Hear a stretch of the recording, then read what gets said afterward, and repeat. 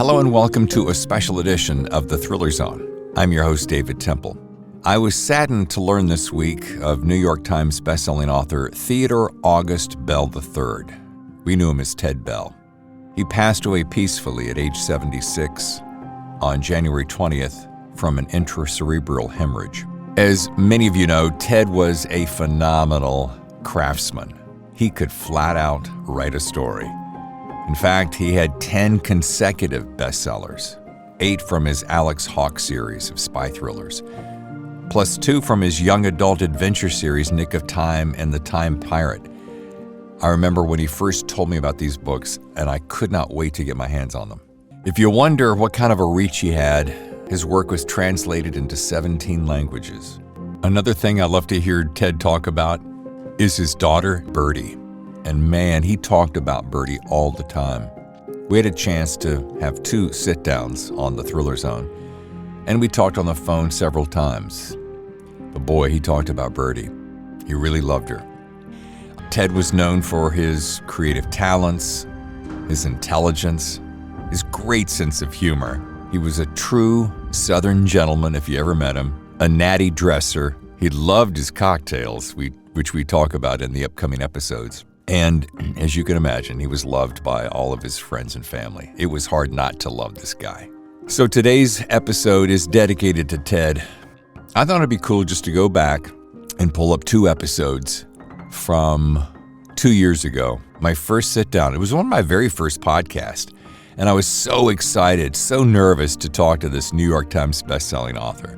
And within minutes, he made me feel perfectly comfortable as only he could. And we had a great conversation. 6 months later, and because I was trying to grow the show and I was so excited to talk to him again, and he had another book coming out, we sat down a second time, both times wearing handsome sport coats as he always did. So folks, kick back and enjoy not 1, but 2 episodes. I'm going to play them back to back. Some of it will be duplicates, but it doesn't matter because I just want to honor the life of Ted.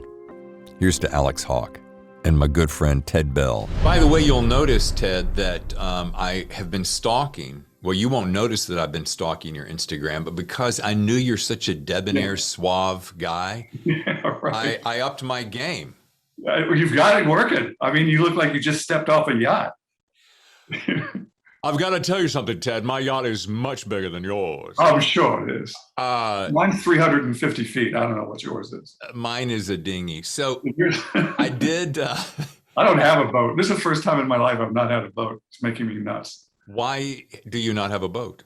Well, I had a lot of different boats when I lived in Chicago. I had a beautiful Hinckley Southwester 35, 1954 Block Island Champion that I bought in Manchester by the Sea and trucked out to Chicago Yacht Club. And I sailed that for 10 years out there. And then when I moved to Palm Beach, I had a dock right on the water that went right out to the Intercoastal. Oh. And so sailing didn't make a whole lot of sense on the Intercoastal, but having a powerboat did. And so I got one of those Carolina boats that had the big flared hulls. Sure. And the big one, and then very sleek. And I had 3 250 horsepower outboards on the transom. It was just like insane.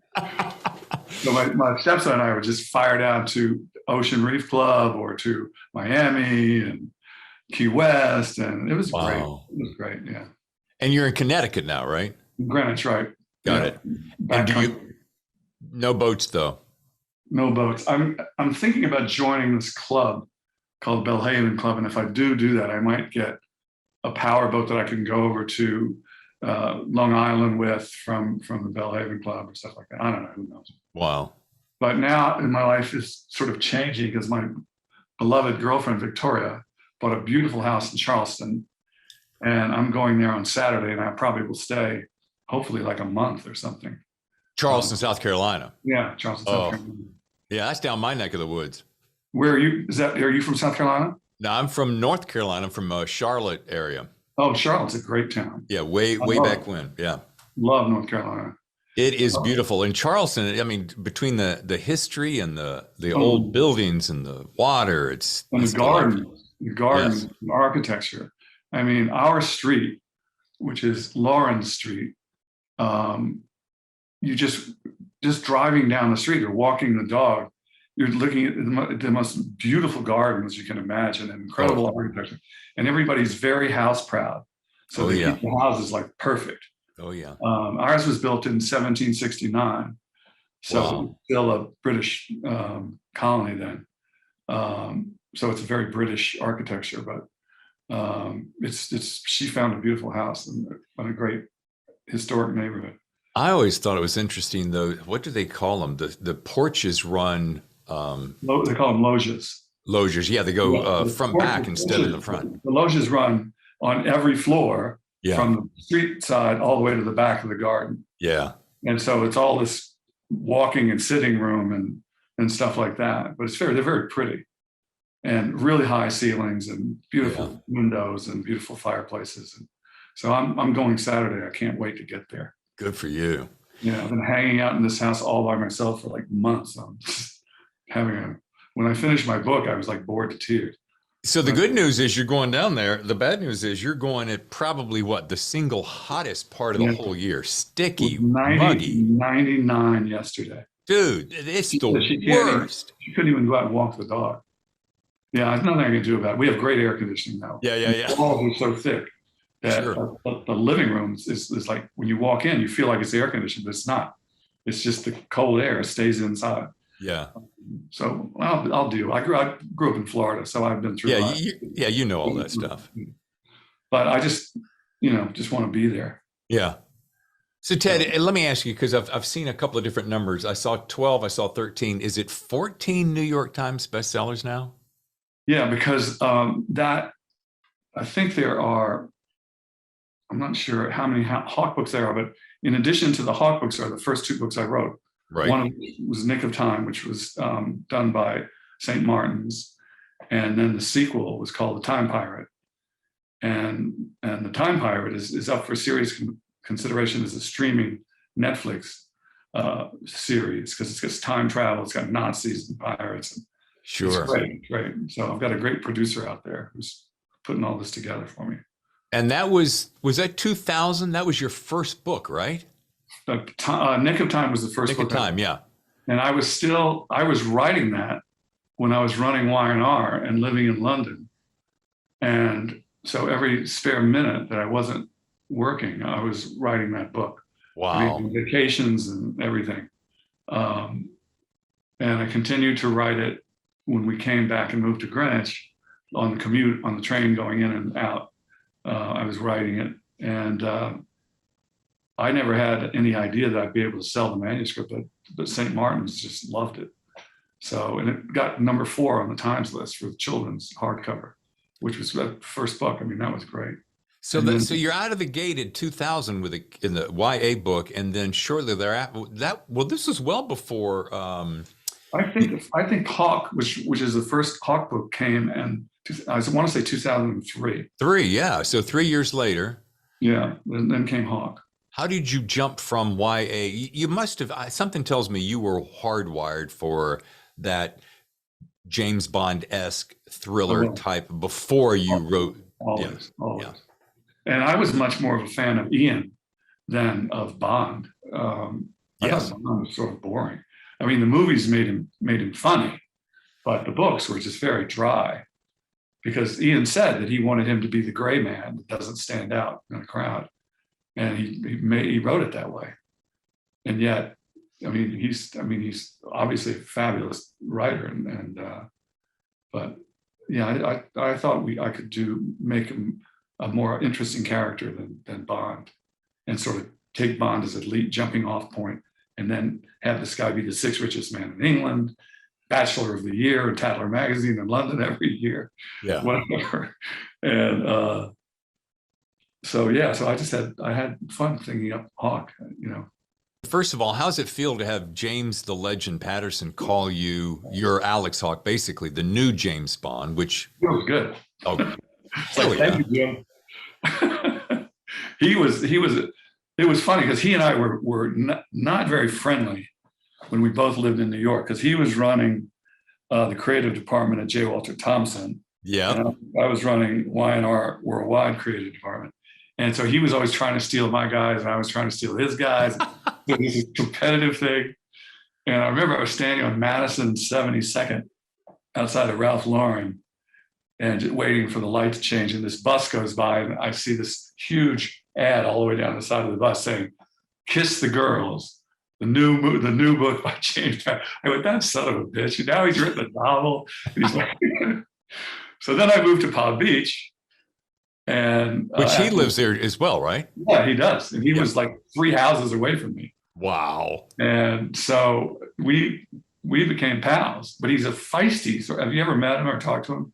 No, but I took his masterclass on masterclass.com and got a real good sense of what he was about after 15 or 20 episodes of that. Yeah, yeah. But he's a feisty guy, you say? Yeah, he is. He's like sort of prickly. Yeah. Like he would call me and say, "So what are you doing?" I said, "I'm working on the book." He said, "Well, come over here. I got to talk to you."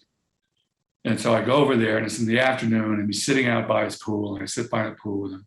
And I said, "What's on your mind, JP?"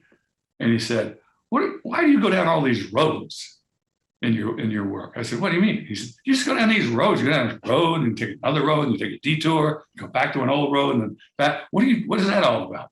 I said, "I like to not know where I'm going. I want it to be like, oh gosh, I didn't think this was going to happen." And he said, "Well, I don't know. It's not my way." I said, "No." He said, "You don't outline, obviously." I said, "I've never outlined, and I never will." He outlines everything. He outlines every single beat. And he does it by hand on pencil on a legal pad, and he does it until he is happy with it. So you never outline? But they never have. But then he turns it over to his army of writers. Right. He gives them like 60 pages of plot, and then they turn it into 250 pages or whatever. Is that how that works? Yeah. So if you go in his office, they're like just stacks of manuscripts all around the room. He's just got like 30 books going. The guy's crazy, but anyway, he was very helpful to me, I have to say.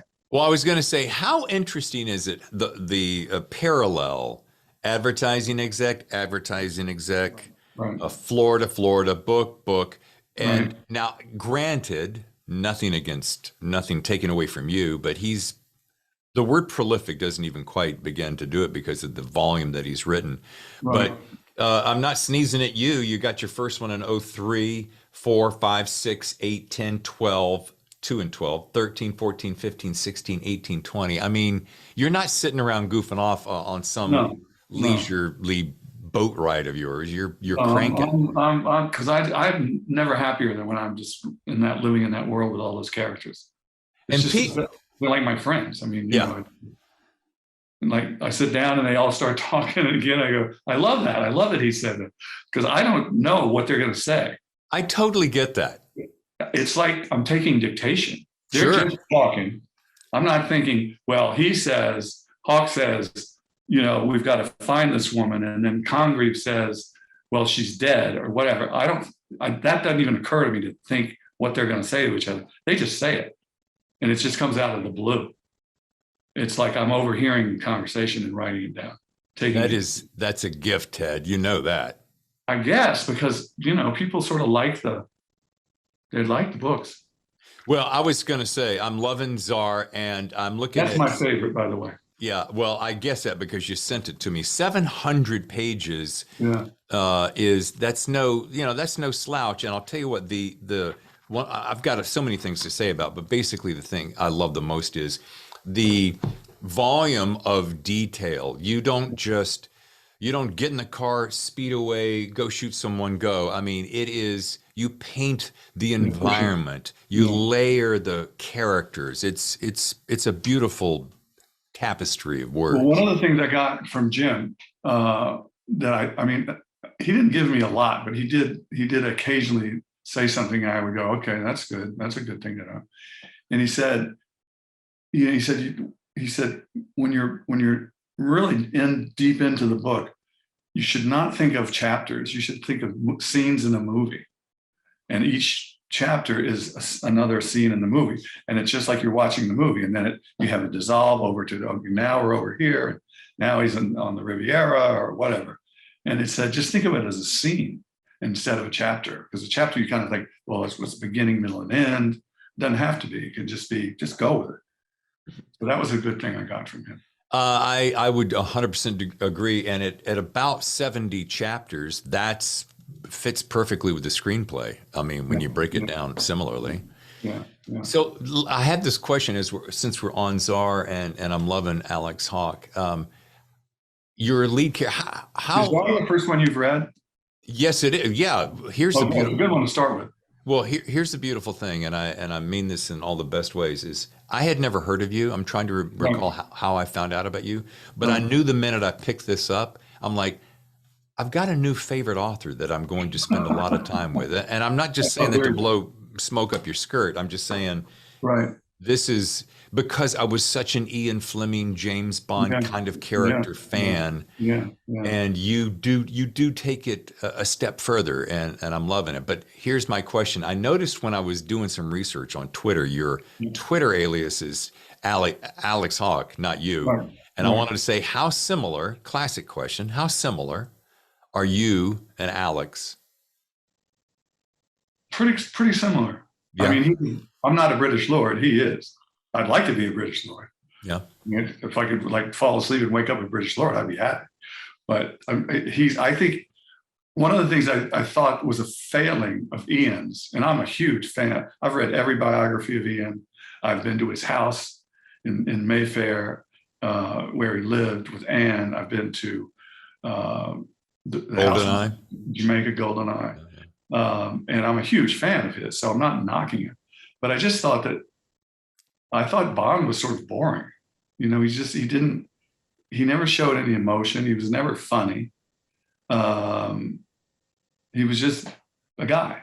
And so I just said, I'm going to make Hawke charming and dashing and debonair and a real ladies' man, and, you know, most bachelor of the year, 6th richest man in England, yachts, houses everywhere. So I just said, I'd go it for it.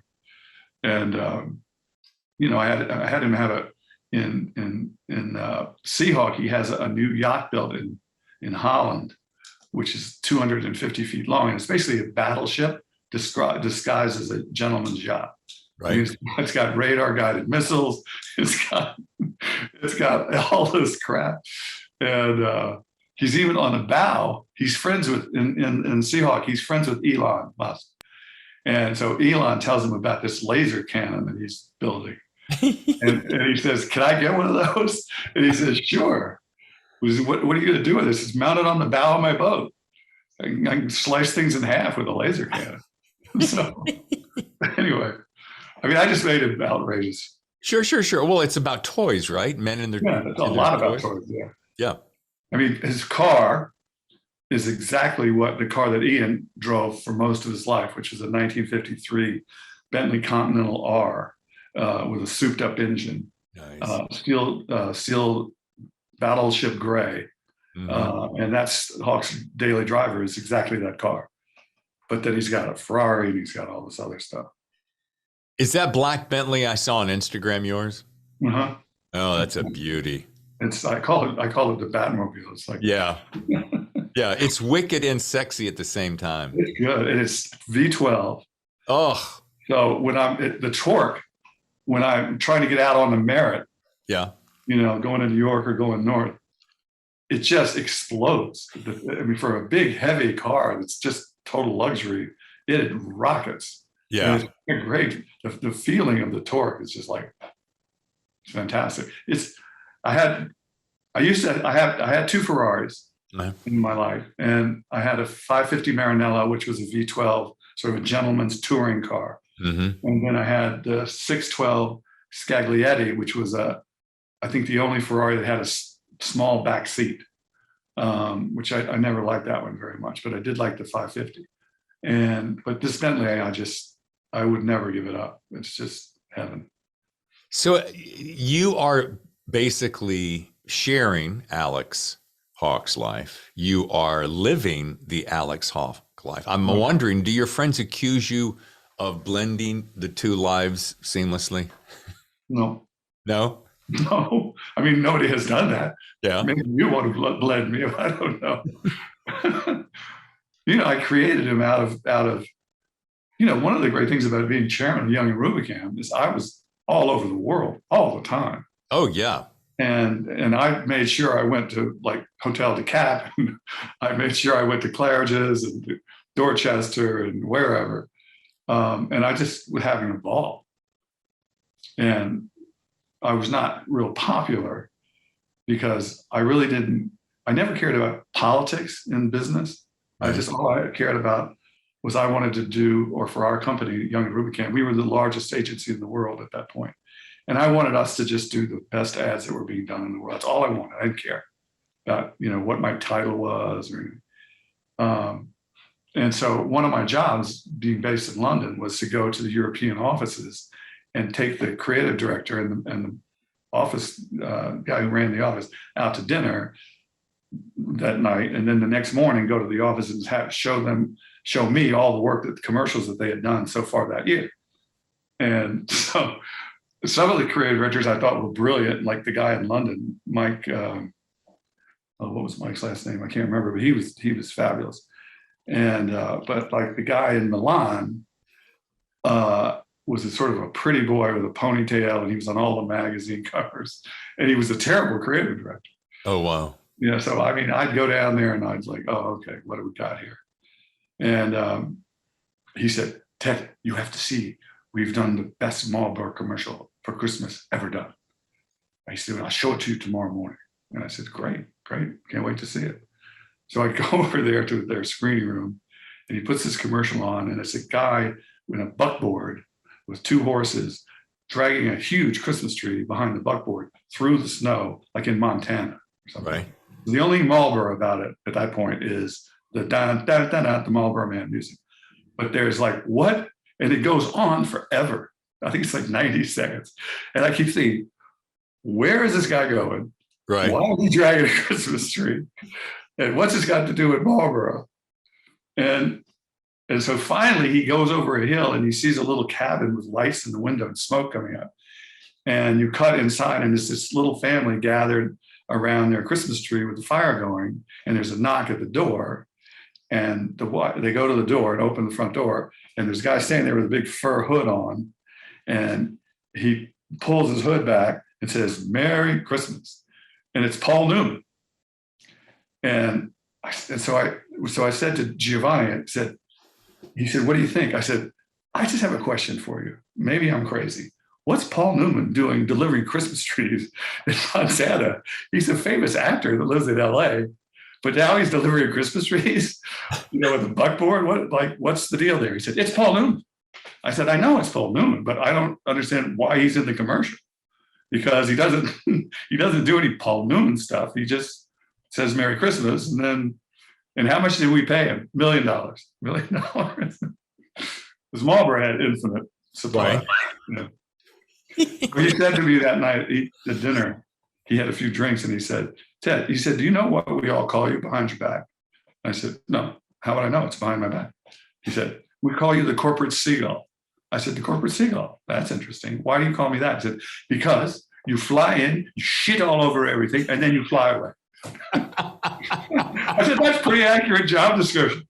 That's about what I do. You're right. Wow. Anyway. Oh, nice to have friends in high places. Yeah, right.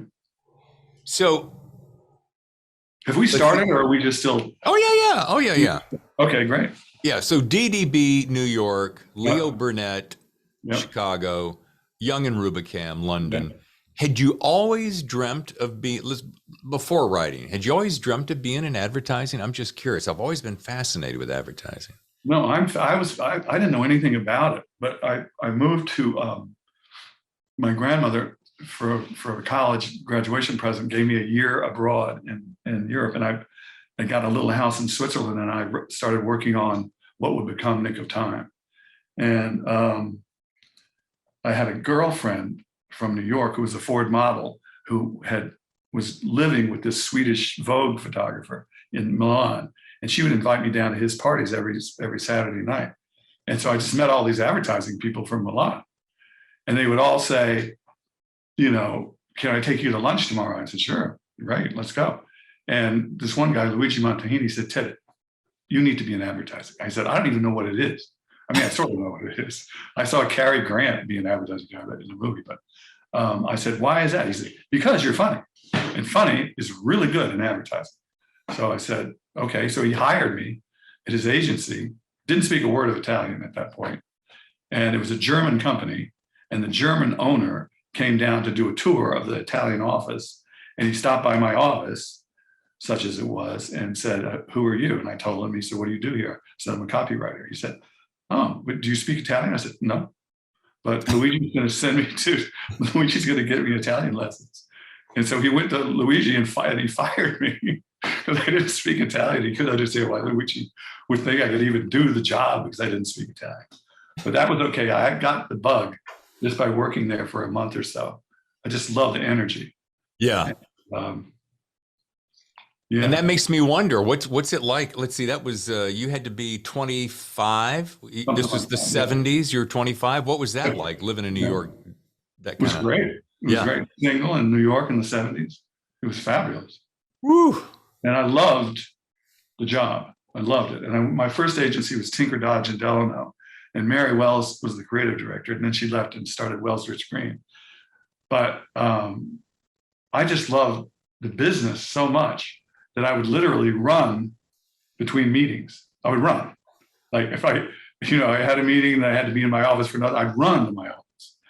And so I found out that Mary, who I later got to know pretty well, she said that they called me who do you want to have work on this pitch for Rose's lime juice or whatever the hell it was. Right. Get that boy, the boy that runs, get him. The boy that runs. And I told Victoria, my girlfriend just started a new job in Charleston. And I told her the story of the boy who runs. I said, you want to be like the boy that runs, because everybody wants the guy who runs. Yeah. We're so excited. They can't wait to get to the next challenge or whatever. What do you have a really key lesson that you walked away from such a prolific career in advertising that affected your life and has now helped benefit your writing career? Yeah, I do, because what I hated most advertising, and now I really hate it, because there's no good advertising anymore. It's just garbage. Yeah. I mean, the only company that's doing anything funny is the insurance Geico. Yeah. They're funny. That's it. But everything used to be funny, or at least great storytelling. The ads we did for Polaroid and McDonald's and all these wonderful clients we had were like movies. Right. They were stories. And so that's the only kind of commercial I was interested in, was the story. And I didn't do like hold the product up, whatever, just did stories. And the power of storytelling really hit home with me. If you could do it in 60 seconds or 30 seconds or whatever, and tell a good story with the beginning, middle, and end, storytelling was something I was really interested in. Remember back in the day when the Super Bowl ads were the best thing ever? Everybody put all their chips on Red 26 on that day, and absolutely, you would almost watch the Super Bowl commercial. Yeah, people would, and then the next Monday after Super Bowl Sunday, they'd run a big article in the New York Times and the Wall Street Journal saying the new Miller Lite commercials are hysterical or whatever. And we did a lot of major Super Bowl commercials. Yeah. And shot them all with the same director, Joe Pytka, and they were stunning. And it was just so much fun. You couldn't wait to Super Bowl day to see your commercial, like 5 million people or whatever. What a great living. But what happened, Ted? What happened to those great ads? The last several years, you just research. Huh? Research is what happened. Oh, good. All of a sudden, and this was at Doyle Dane, which was the premier creative agency of the 60s and 70s. All of a sudden, we had a research department. And I was like one of the heads of the creative department. And they say, and I would take an ad to the account guys who were going to go to the client the next day. And they would say, well, has research seen this idea? And I'd say, no. I said, well, you got to show it to research. I said, why? What do they know? And they said, well, they're research. I said, yeah, but what do they know? They don't know anything about the client. They don't know anything about how to create advertising that works. And they said, well, the client, now that we've got a research department, wants everything to go through research. And I said to myself and everybody who would listen, I said, this is the beginning of the end. Yep. I'm not going to want to do this business anymore. Yep. With research. And it was just stupid, the comments they would make. So that kind of, they took over the research people. And the clients liked it because they would feel like they couldn't make a mistake with their boss because the research people had told them at the ad agency that this was what they should do. It wasn't their idea, it was the research people. So they just ass covering is really what it was. Yeah. Yeah. You know, it reminds me of the latter days of radio. The reason I got out of radio is the consolidation, when all the big corporations started buying up everybody and we had no competition anymore. And it all got watered down, which meant you didn't really follow the ratings anymore. So the guys wouldn't compete, and then the stations wouldn't compete. And you're like, why are we doing this? Why are we doing this? Yeah. Right. That's how I felt. But it was Doyle Dane was a great place to start. Yeah. I learned a lot in those 5 or 6 years that I worked there. That stood me in good stead when I went to Burnett, which everybody thought was a lost cause because they were just doing these critters. You know, they had the Keebler Elves and they had Charlie the Tuna, the Maytag Repair. And it's opposite of the kind of advertising that I had any inclination of doing. Right. So I just brought the Doyle Dane work ethic and creative strategy to Leo Burnett, and we turned the company around inside of a year. Wow. I fired all the old guys who'd just been resting on their laurels, making a lot of money, and hired all young kids right out of art school or from University of Texas advertising school. And I filled the place up with all these young Turks that didn't know the rules and just wanted to do the kind of stuff I wanted to do. I wanted to be funny, I wanted to be whatever. And we turned that agency around. I'm having a flashback of Mad Men. Yeah. Remember in the old, like early in the series, it was one way, and then when they started bending rules and bringing in new blood and just going free for all, because a true creative, an artist, can't really be bound by rules. Don't put them in a box. Yeah. And then my feeling was, and they actually sent some people to my office when they were getting into production, but it was a lot based on Y&R. It was kind of a mix of Y&R and Doyle Dane.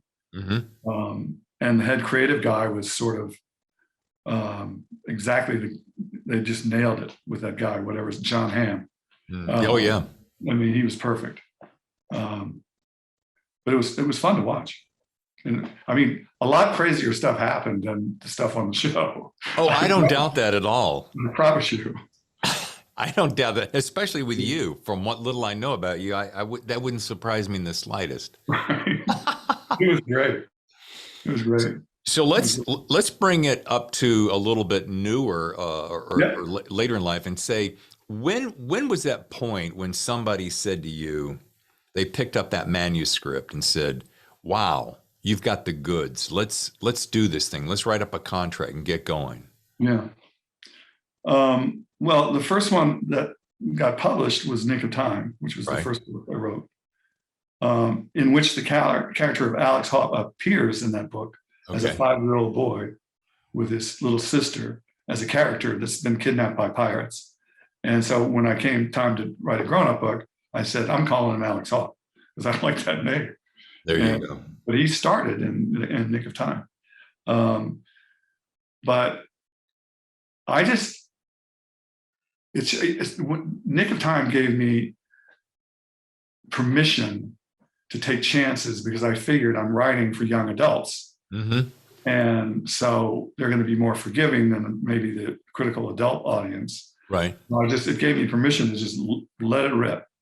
And I loved every minute of writing that book. Every minute of it was just, and I didn't have to wait for anybody to tell me it was good. I knew, because I spent my whole life reading. I spent most of my life just reading. Sure. First grade. I was always never without a book in my hand, no matter where I went. Well, I was going to And say one thing about reading your work, it's abundantly clear, is that you can tell that you're an avid reader. You can tell that you're well versed in history and politics and research. But I mean, at the end, you can flat out write. I mean, let's just say that. But is it Stephen King says if you're not a writer if you're not a reader? yeah, that's true. I agree with him. And there's a quote. I'm reading this book called The Plot, it's great. It's about a creative writing teacher who steals a plot from one of his students because it's so brilliant. And then he has to deal with the consequences. And the little forward of the first pages of the book says, good writers borrow from other writers. Great writers steal. And I think it's true. I mean, if I see a sentence or two that are just beautiful, Yeah. I can fit them in. I just stick them in. Oh, and do you really? I'm lucky about it because I mean, if I'm one of the first impressionist artists, and all of a sudden every artist in Paris wants to paint like me, they're going to steal my technique. Right. And so that's just kind of what artists do. They take from who went before.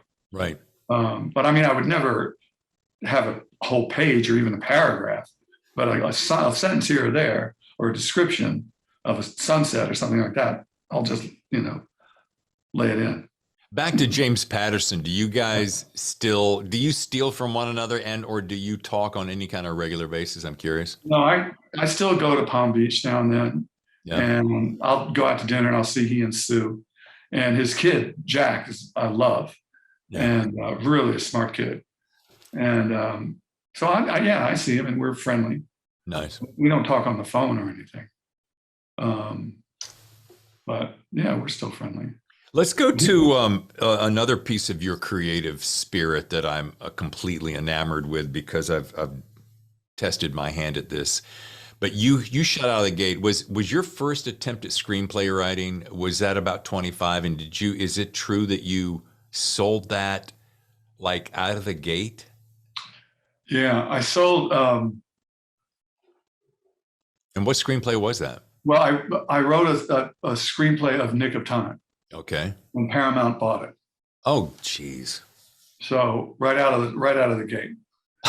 And I mean, I've learned my lesson about Hollywood because I mean now I've got a great producer out there. Now things are starting to happen for me because my head producer, Mary Alice Haney, she has two producer partners, two women. One of the girls is married to the CEO of Universal. Nice. And the other girl is married to the head of Netflix Films. And so she says, we are fast tracking you.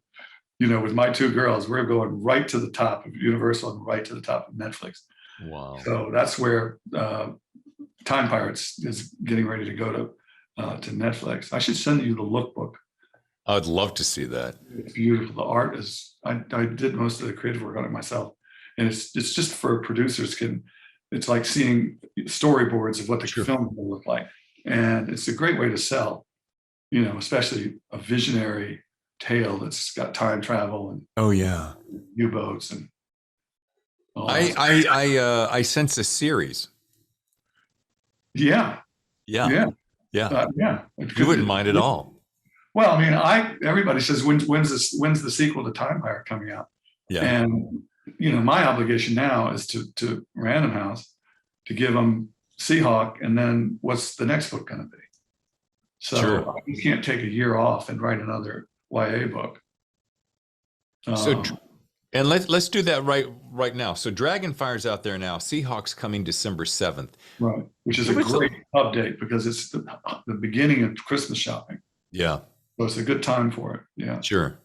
Well, dude, I'm already, may I call you dude, sir dude, master dude? Dude is good. Mr. Dude to you. Mr. Dude, may I? I love that word. And I love the way girls call each other dude now. Yeah, I do love that. Yeah. Like the millennial girls. Hey, dude. My wife will do that. Every once in a while, I'll say something kind of silly. She'll go, dude, really? Dude, what? It's a great word. What was I going to say, dude? Talk to me about Seahawk. Give me a little inside scoop on Seahawk. Okay, well, yeah. So in Dragonhawk,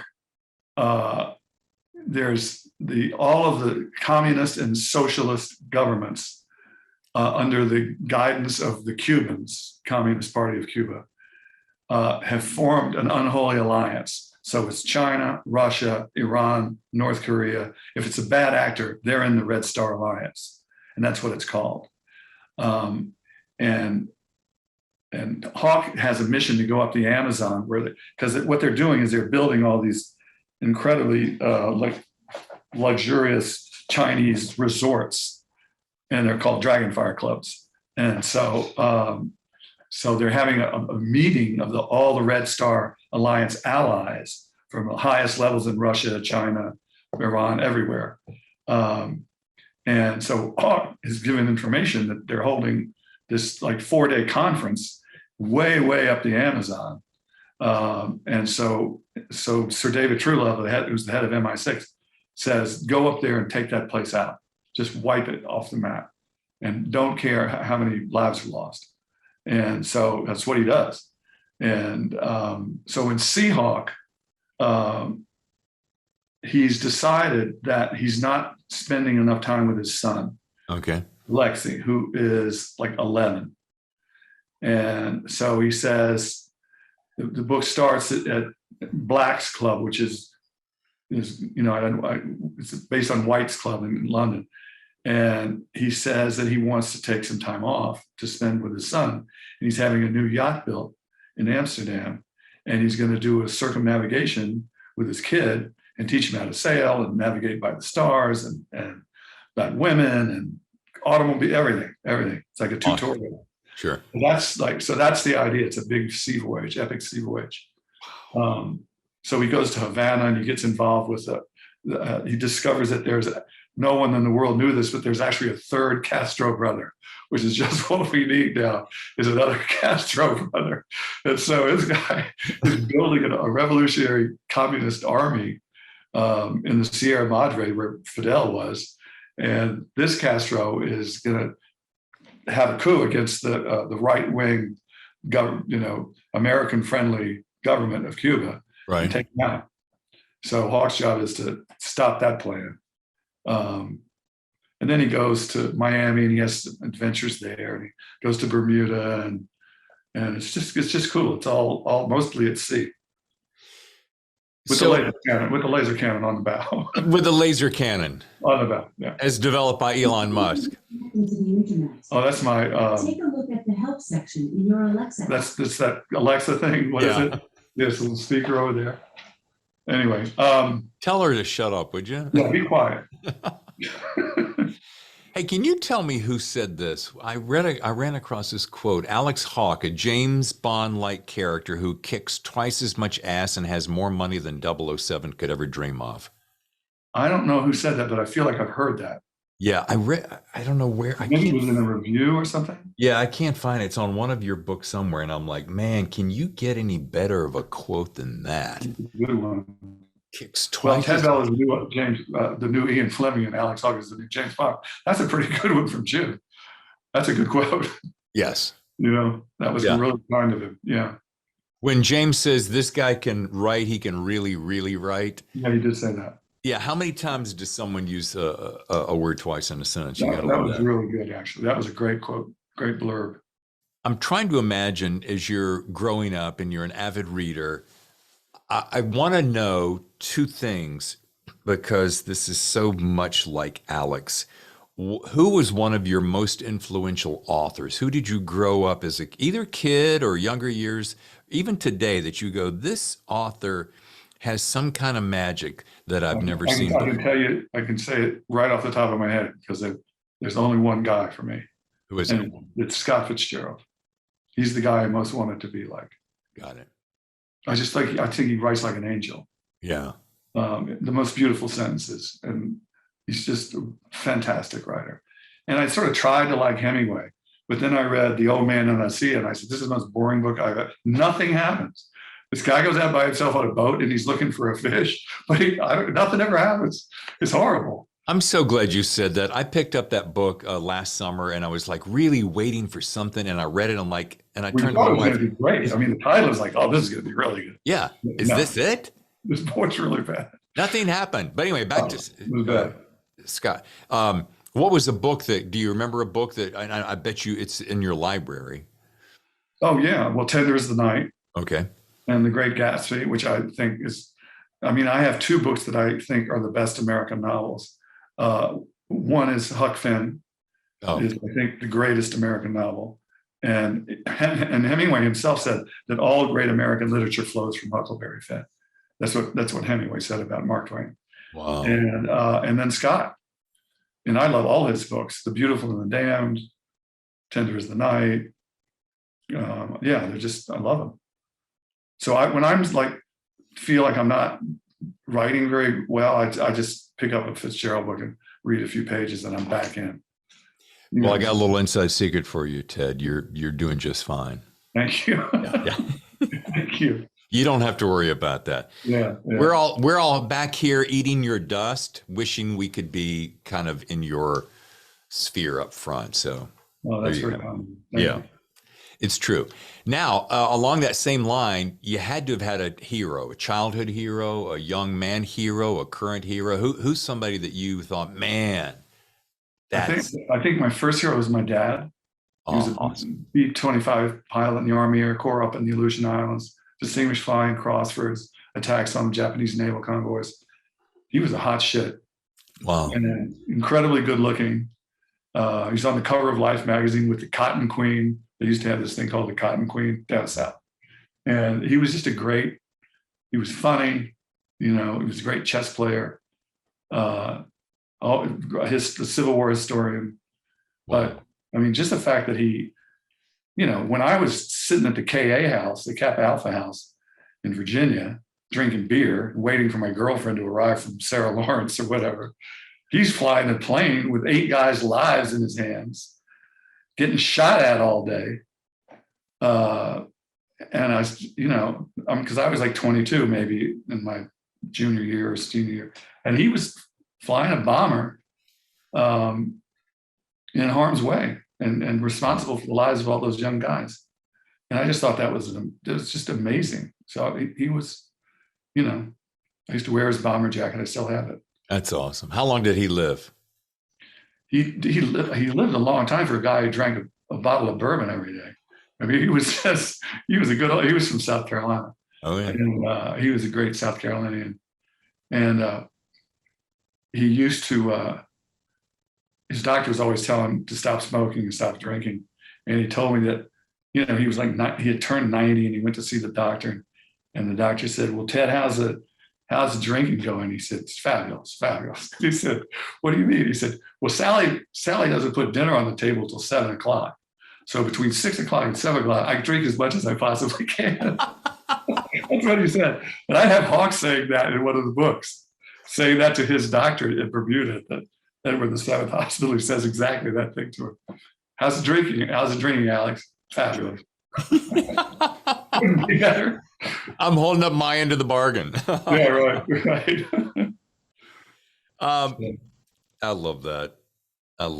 So that's your full-on childhood hero. Did you have one that came along later, or somebody that you looked up to? Yeah, I like Gary Cooper. Oh, yeah. Hi. Quiet Man, and I like Gable. Yeah. And I like Spencer. I love those guys from that year. And I had a house in Aspen for some years, and I became really good friends with the actor Robert Wagner, RJ. Became a good friend of mine. We played golf all the time. And he grew up as a caddy at the Bel Air Country Club. So he was out playing golf with Clark Gable and Spencer Tracy and Gary Cooper and Cary Grant. And they were all letting him drive their cars or Duesenbergs or whatever. And he just had amazing stories to tell about those guys. How cool. It was great. It was great. Yeah. What a charmed life. Yeah. He's a wonderful guy, actually. Let's transfer over to writing a little bit. When does that moment, that light bulb go on when you go, oh, I have a solid idea. This is it. Now, with a lot of Alex Hawkes, I got to believe that you have that happen repeatedly, but yeah. When does that happen for you? When do you, and the next part of that, when do you know that that arc? Now I know that you're a pantser, so we've made that pretty clear already. But where do you know, when do you know, okay, this is going to be the completion of this story? Right. Well, when I thought of the idea of Hawke taking his son for a circumnavigation of the globe, I thought that was a great idea, because I could have his son have to step up to the plate and do some heroic things and mimic his father, or learn from his father, or whatever. I just like that idea. Yeah. Um, Plus, I love the fact that you get, as the reader, a father can read the story and his son can read the story. That's right. Exactly right. Exactly right. Yeah. Yeah. It's true. But I mean, like right now, I'm trying to think of what to do after Seahawk, and it's like, I'm having ideas and I'm having titles come into my head, and but I haven't got it yet. That was my next question. I mean, I know that as writers, we're daydreaming about this one, we're writing this one, we're releasing it, and before it even releases, we've got to be working on the next one. So I'm like, exactly. Yeah. So I'm waiting for that lightning to strike. I mean, I just don't have it yet. Yeah. But luckily, it's still a long time till Seahawk comes out. Sure. And they want me to do one a year, so I've got a year from December 7th. Yeah. There's another one out there. You got time. I'll be all right. Yeah, between your gallivanting down to Charleston, South Carolina. Charleston. You got to roll that thing a little bit now. Yeah, I love it because I grew up with a South Carolinian. You had that sweet, honey, Southern Charleston accent. Yeah. Oh my God. Let's take a quick break, and when we come back, Ted and I will dissect book covers and find out some of his writing secrets that make him such a huge success. Stay with us. Alex Hawke, British lord and gentleman spy, is looking for the Queen's missing grandson, whose disappearance may be the culmination of a plot almost a century old. Pick up Dragonfire, the latest breathtaking adventure from New York Times bestselling novelist Ted Bell. Available now wherever books are sold. And we're back. See the cover of Seahawk? Yes, I did. Where is it? Do you like it? I love it. I was going to ask you, I have a note here to ask you, who does your covers? Well, now it's Penguin Random House, and I think it covers fantastic. I love this cover. I think it's the best Hawke cover yet. It is. I don't know what it is. It's very it's modern. The gun and it looks like this is going to be good. Yeah. I would buy it just for the cover, and I don't say that very often, and I'm not saying it because you're just sitting here. I did like the cover that I did with Emily Bestseller at Simon & Schuster for Pirate, which was the single orange life preserver floating on the open sea at night, just floating out there empty. And I just that was my idea, and I really love that. What I love the use of color palette, and it forms an enormous question. I would say that is one of my favorites. Zara is pretty clever because it's like a double entendre in image. You can't tell if that's a river or a split, a crevice. Yeah. At the top of the world. But Dragonfire feels like a movie poster. Yeah. Well, I like the guy on his motorcycle. Yep. Overkill looks like a James Bond. Yeah. Patriot feels, I'm going to say something, I hope it pisses you off a little bit, kind of James Patterson-ish. Overkill? Is that the one? Oh, Patriot. Yeah, I can't even remember what that is, what it looks like. That's a guy running through he's running past the lens, and it's a with a gun. Yeah. My favorite so far is Seahawk is just... It's just great. It's dynamite. Buy me. Yeah. You're walking through the airport, you stop in the bookstore on your way to the plane, and you walk by that, and you just say, okay, I'm buying that. Hopefully I won't have to buy it. Hopefully you'll autograph it and just send it to me. You're going to get one. Don't worry about it. Yeah, you will get one. Okay, here's a question for you. I always love this is into the little minutia of it's the radio guy in me coming out. Paper and pen or laptop or desktop? Desktop, and then a Mac, whatever it is, the one I'm on now. Yeah, MacBook Pro.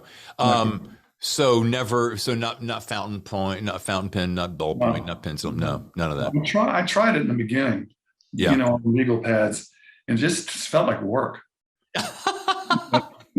But when you sit here doing this and it's just coming out, Yeah. it feels good.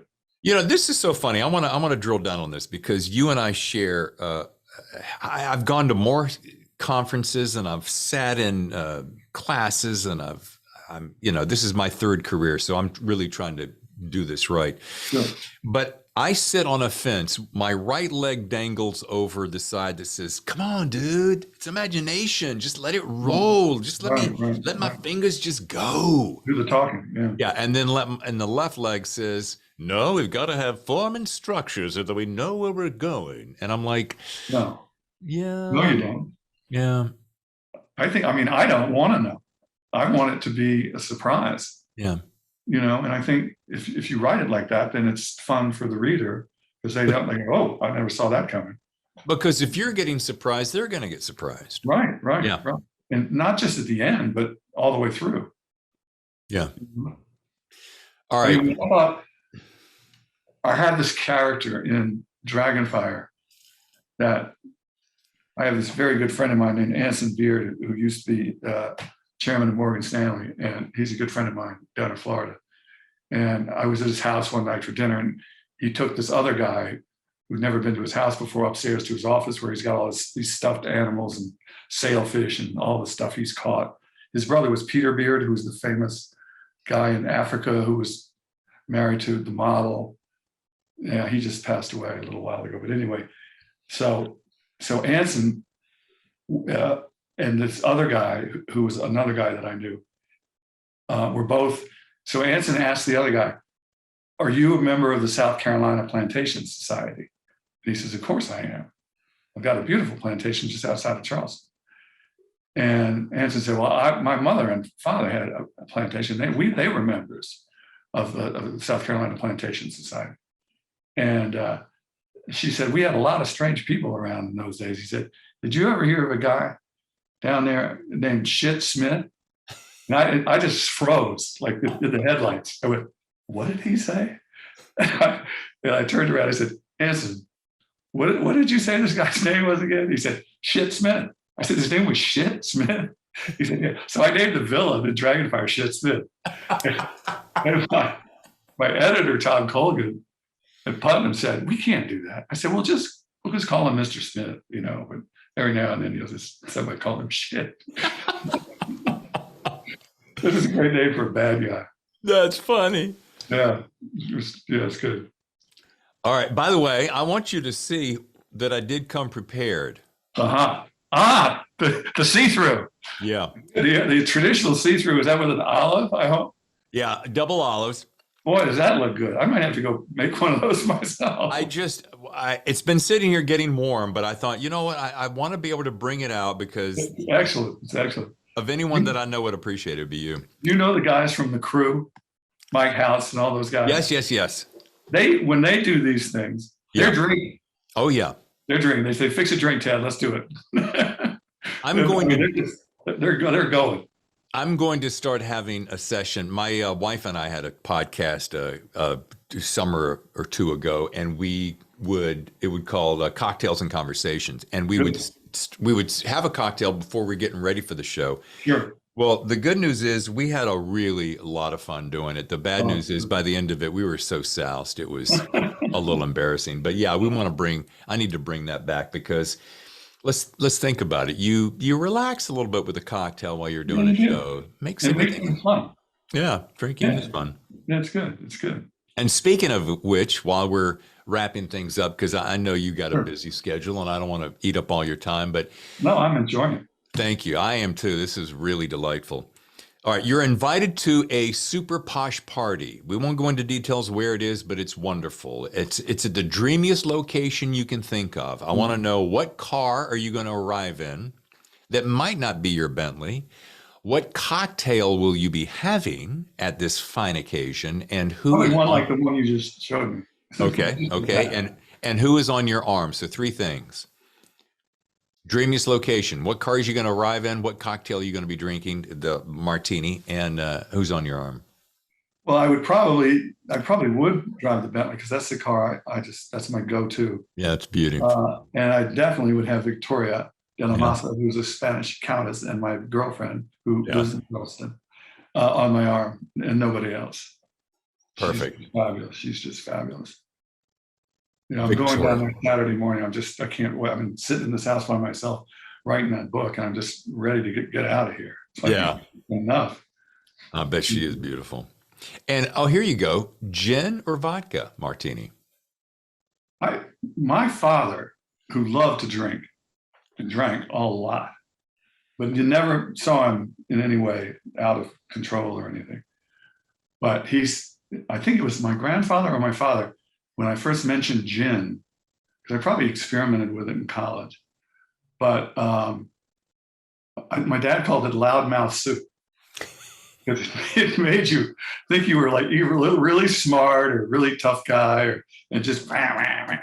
loudmouth soup. So once I heard loudmouth soup, I said, no, I'm not going there. So you stuck with vodka. Yeah. It's funny. In my early days, when I was in Chicago, which is another reason I knew about your advertising days. Yeah. I was doing a radio show there, and we were doing Tanqueray martinis. Now, what I have learned through the years that Tanqueray is not, no offense to Tanqueray, but it's not the gin to drink, because then I discovered Hendrix, and I thought that's better. Which is the gin that you like? Hendrix. Hendrix, yeah, that's a good one. Yeah, it's a botanical blend, and it's wonderful. Yeah, I think I've got a bottle in there. Yeah, over there on the bar. But I will say this, and this is another thing we share. I do believe that a vodka martini is, in my opinion, the true cocktail, because, and my wife and I've had this conversation. So with vermouth or no vermouth? I like mine bone dry. An olive. It's going to be an olive, and I had a friend introduce me to one day, a bartender in Chicago at a little bar called, I think it was Gold Star Sardine Bar. Do you remember that? Yeah, I do sort of. My favorite name for a bar ever in my life, and it was on like Division Street, I think, and I used to go by it all the time. I lived on what was my street? Astor Street. Astor, which was a block up from the famous hotel. Anyway, but one block off of the river, of the lake. Yeah. And, but anyway, it just had a big sign hanging out over the door and said, "Stop and drink." That was the name of the place. I love it. Drink. Let's go to. And we used to go there after work. Just it was a crappy little bar. But it was just so funny to go to a bar called Stop and Drink. Well, the little trick I learned from the Gold Star is they kept their vermouth in an atomizer, and they would literally just go, Brilliant. just a mist. And I was like, that's the way I want it. Yeah. That's very cool. Yeah. That's really cool. Okay. Oh, here you go. As we come to a closer conclusion, when you're writing, are you a fan? Do you like to listen to music, or do you like it quiet? I keep thinking that I'm going to have music, and then I end up not, because I think I might find it distracting or something. Yeah. And if I had it, I don't know what I want, Wagner, or what I want, Beethoven. I don't know, something. But I bought one of those Bose speakers. Uh-huh. So I thought I could have it in here if I wanted to and try it out. I just haven't tried it yet. Sure.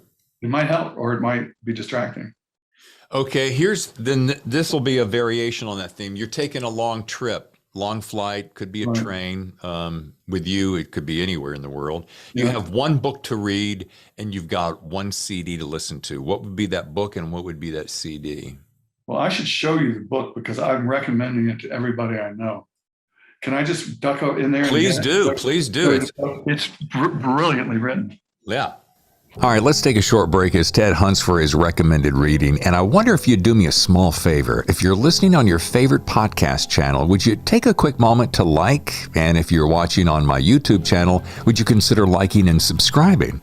As you can imagine, it takes a lot of work to create these shows, and if you like and share via your favorite social channels, you'd help offset the big tech algorithms, as well as show me that you like the work. I'd be mighty grateful. Okay, now back to the show. Okay, and action. Work with me, people, please.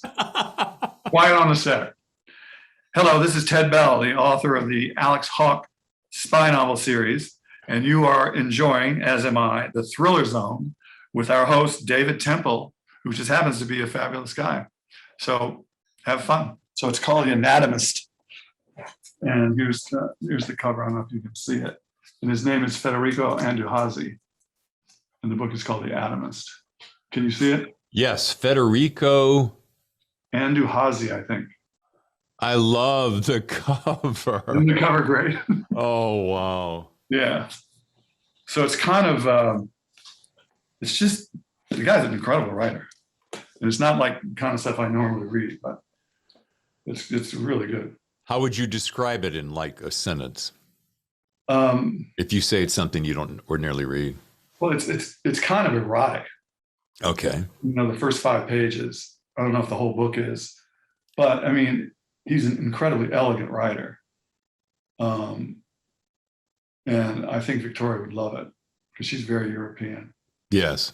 Um, And erotic, I'm sure. so she's bingo.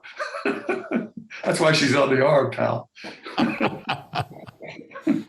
Bingo. Yeah, I'm just, what have I been reading? I was one of the original Stephen King fans, and everybody made fun of me because I said, why do you read that horror trash? And, you know, and I would say, look, the guy is like, because I just read The Stand, and then The Shining. And I said, you guys have no idea what you're talking about. This guy is going to be the American Dickens. Yep. The guy is fabulous. Yeah. And so I'm reading Rose Madder, which I've never read, Stephen. And then I love this guy because he's one of my Florida writers, Tim Dorsey, Tropic of Stupid. It's hysterical. It's hysterical. So I'll probably take this. I'll read this on the plane to Charleston. That's awesome. I'm trying to think of what is Stephen King's new one called? Billy Summers. Billy Summers. I was reading, was scanning Twitter today. Linwood Barkley said, a day and a half, fastest I've ever read a 500-page book. Have a crick in my neck to prove it. Well done, Stephen King. Good for him. That's great. Yeah, he's good. He is good. Yeah, saying he's good is like saying, yeah, right. I like breathing, you know. He's really, really right. Water is wet. Yeah, that guy can put a word together in a sentence or two. Yeah, right. Last question. Yeah. If you could give your younger self one piece of sage advice, if you could go back and say, "Here, come here, young Ted," could be 7 years old, could be 15, could be 21. Right. What would that be?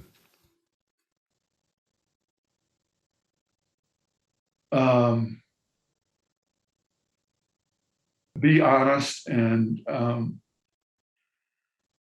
never do anything that you don't love. Like, that's why I wanted to become a writer, because I loved reading. And it's kind of the reason I said, if I got to make some money, which I did after college, I said, why not go into advertising and be a copywriter? Because at least I'll be writing. Right. Yeah. What I didn't realize is to be spending other people's money to go to the south of France and shoot a commercial at the Hotel de Cap, you know, and just be living it up, you know. Yeah. It was a pretty good life. Yeah. Yeah, you have had quite a life. Been fun. And we look forward to seeing what is next for Ted Bell. Absolutely. Well, I hope what's next is going to be a Universal movie of one of the Hawke books, and the Netflix streaming series of The Time Pirate. Wow. You've seen The Time Pirate cover, right? Oh yeah. I've got it here. That's pretty good. Yes, I do like those. And it reminds me of, it has a feeling of, well, I'm trying to think of who I fantasized and escaped with. I was always a big Huck Finn fan, being in the South, but Hardy Boys, I mean, you know. I love the Hardy Boys. I read every one of them. Loved them. Never got any better than that. And it was great. It was and great. we I actually named a character in a Hawke book after it wasn't one writer. It was one name on the book as the writer, and I can't remember his name right this minute. but it was like 5 or 6 or 10 writers that all contributed to the series. Wasn't just one guy that was writing them. But I think my inspiration for Nick of Time was Treasure Island. Yeah. And I just said, if I could write a book as good as Treasure Island, I'm not saying it is, but it was a way to like a North Star, And it's kind of cliche, but the one word that bubbles up to my mind when we talk about this is the element of escape. You could you just run away to another land, right. and you get lost in that world. That's the beauty of it all. I loved going up the Amazon with Hawke, and they run aground because it's a deep keeled yacht, and so they're stuck in the center of the river, and the skipper is afraid they're going to get pushed broadside to the current and get flipped over. It's a 250-foot long yacht, and so they're sitting around thinking, how are we going to get out of here? And all of a sudden, they hear these noises of like paddles in the water, and they turn the lights on up in the rigging, and they're surrounded by canoes full of headhunters and cannibals that are firing poison-tipped arrows. And Hawke runs up to the bow, and there's a guy with an arrow in the middle of his chest, dead on the bow. And it's a really hairy scene, and I loved it. It was just so much fun to do. But it was great learning about the Amazon. It's just an amazing force of nature. I guess I'm wondering what part of the world you're going to escape to next, and I guess that will take us post Seahawk, possibly. Yeah. Well, I've always tried to go to places that I'd like to be. Sure. That's why I picked Bermuda for him, because I'm a huge Bermuda fan, and I belong to a beautiful club there. And so I go there every chance I get. Yeah. So I gave him a house on Bermuda. And Victoria and I were having lunch at this. Have you been to Bermuda, to Hamilton? Oh yeah. I love it. So the hotel that's on the harbor is the Princess, I think. And I've not been there. The Hamilton Princess. And so Victoria and I were walking out of the restaurant through the lobby, and there was this couple and a couple of older people and a couple of kids, and they saw me coming out, and they stopped, and they were looking at me, and then they came over and they said, "Are you Tad Bell?" I said, "Yeah, I am." They said, "Tell us something. We've been spending the last 2 days trying to find Tea Kettle Cottage, where Alex Hawke lives. Where is it?" I said, "I can't tell you. He doesn't want to be disturbed." But I love the idea that they actually thought it was there. That is amazing. That was great. It was great. It was really fun. That's got to make you feel awesome. Oh, like $1 million. Oh, sure. Yeah. But Ted, something makes you feel better, as they say. Well, so I'm reading Czar for the third time. That cheers me up. Oh yeah. Any book you're going to read 3 times, you got to like it pretty much, right? Yeah. Well, I would love for the next time that we speak, if it isn't somewhere around December when the release of Seahawk, or that would be good timing for me. I wish we could sit down face to face, have a cocktail, and do it proper style. Let's do it. We got to figure out how to do this between Thanksgiving and Christmas. Yeah. To be decided. And where do you want to do it? Well, we'll just have to figure that out, because I'm in San Diego and you're in Connecticut, and we'll just have to. Maybe we have to let's see. Oh, you know what?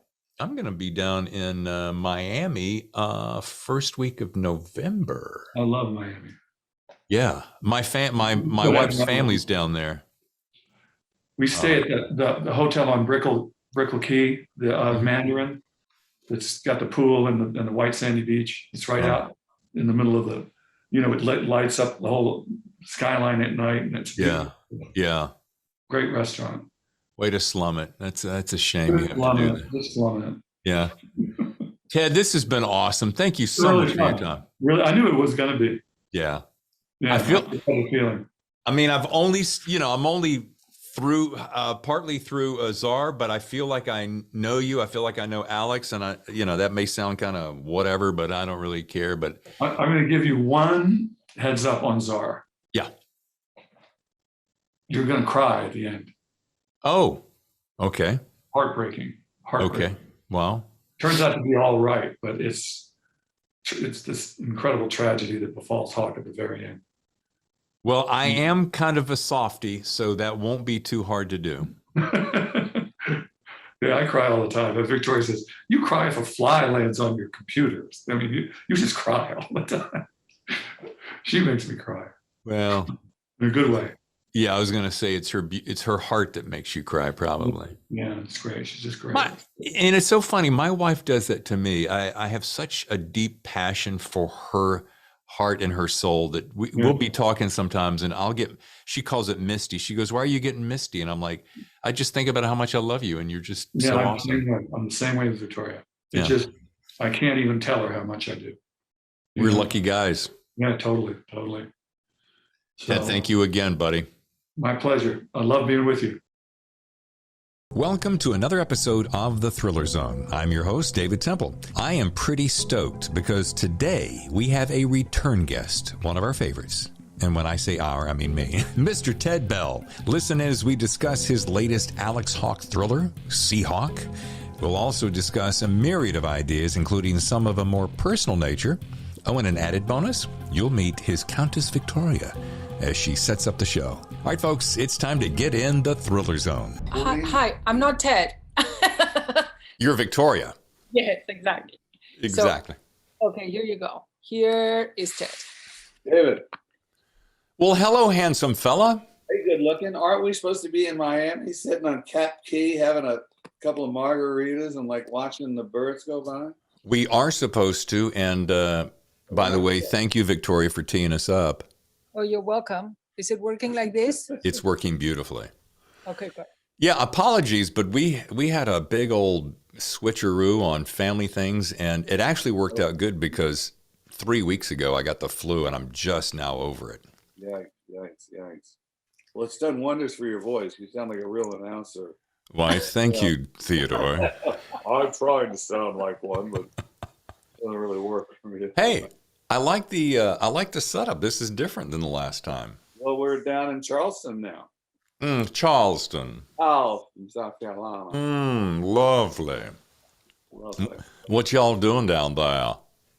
Well, we're going to parties and dinner parties and cocktail parties and drinking mint juleps and watching polo matches and holy hell on the Ashley River and looking for the house where what was the woman's name in Gone with the Wind that lived in Charleston? They were all Miss Pittypat. Remember her? Yes. We were trying to figure out where her house is. Oh, goodness gracious. I know. All right, I'm going to be there. Okay. If Victoria says she's standing by, if you need her, just give a shout and she'll be running in here for whatever reason. Beautiful. All right. Well, it's so nice to have our old friend Ted Bell back on the Thriller Zone. Great to be back on the Thriller Zone, Peter. Yeah. Can you believe last time we chatted was August?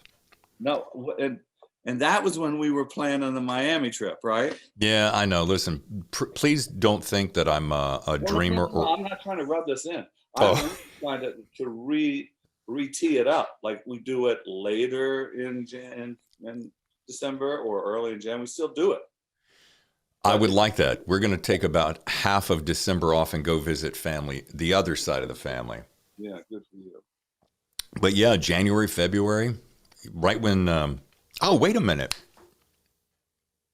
Yes, let's talk about that off camera because I've got some ideas. But great. We were talking Dragonfire last time, and that Ted, we were 2 months into the show. We had just started, so a couple things I want to say.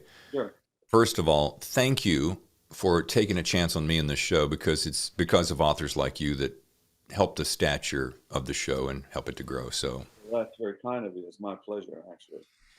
And it has gone down in my own personal history as one of my favorites. It was very well received, lots of downloads. Oh, that's great. That's great, David. And I hope you have just millions of books of Dragonfire sold. How has that been going? Thousands of them, you know. Veritable millions. Oh, my Lord.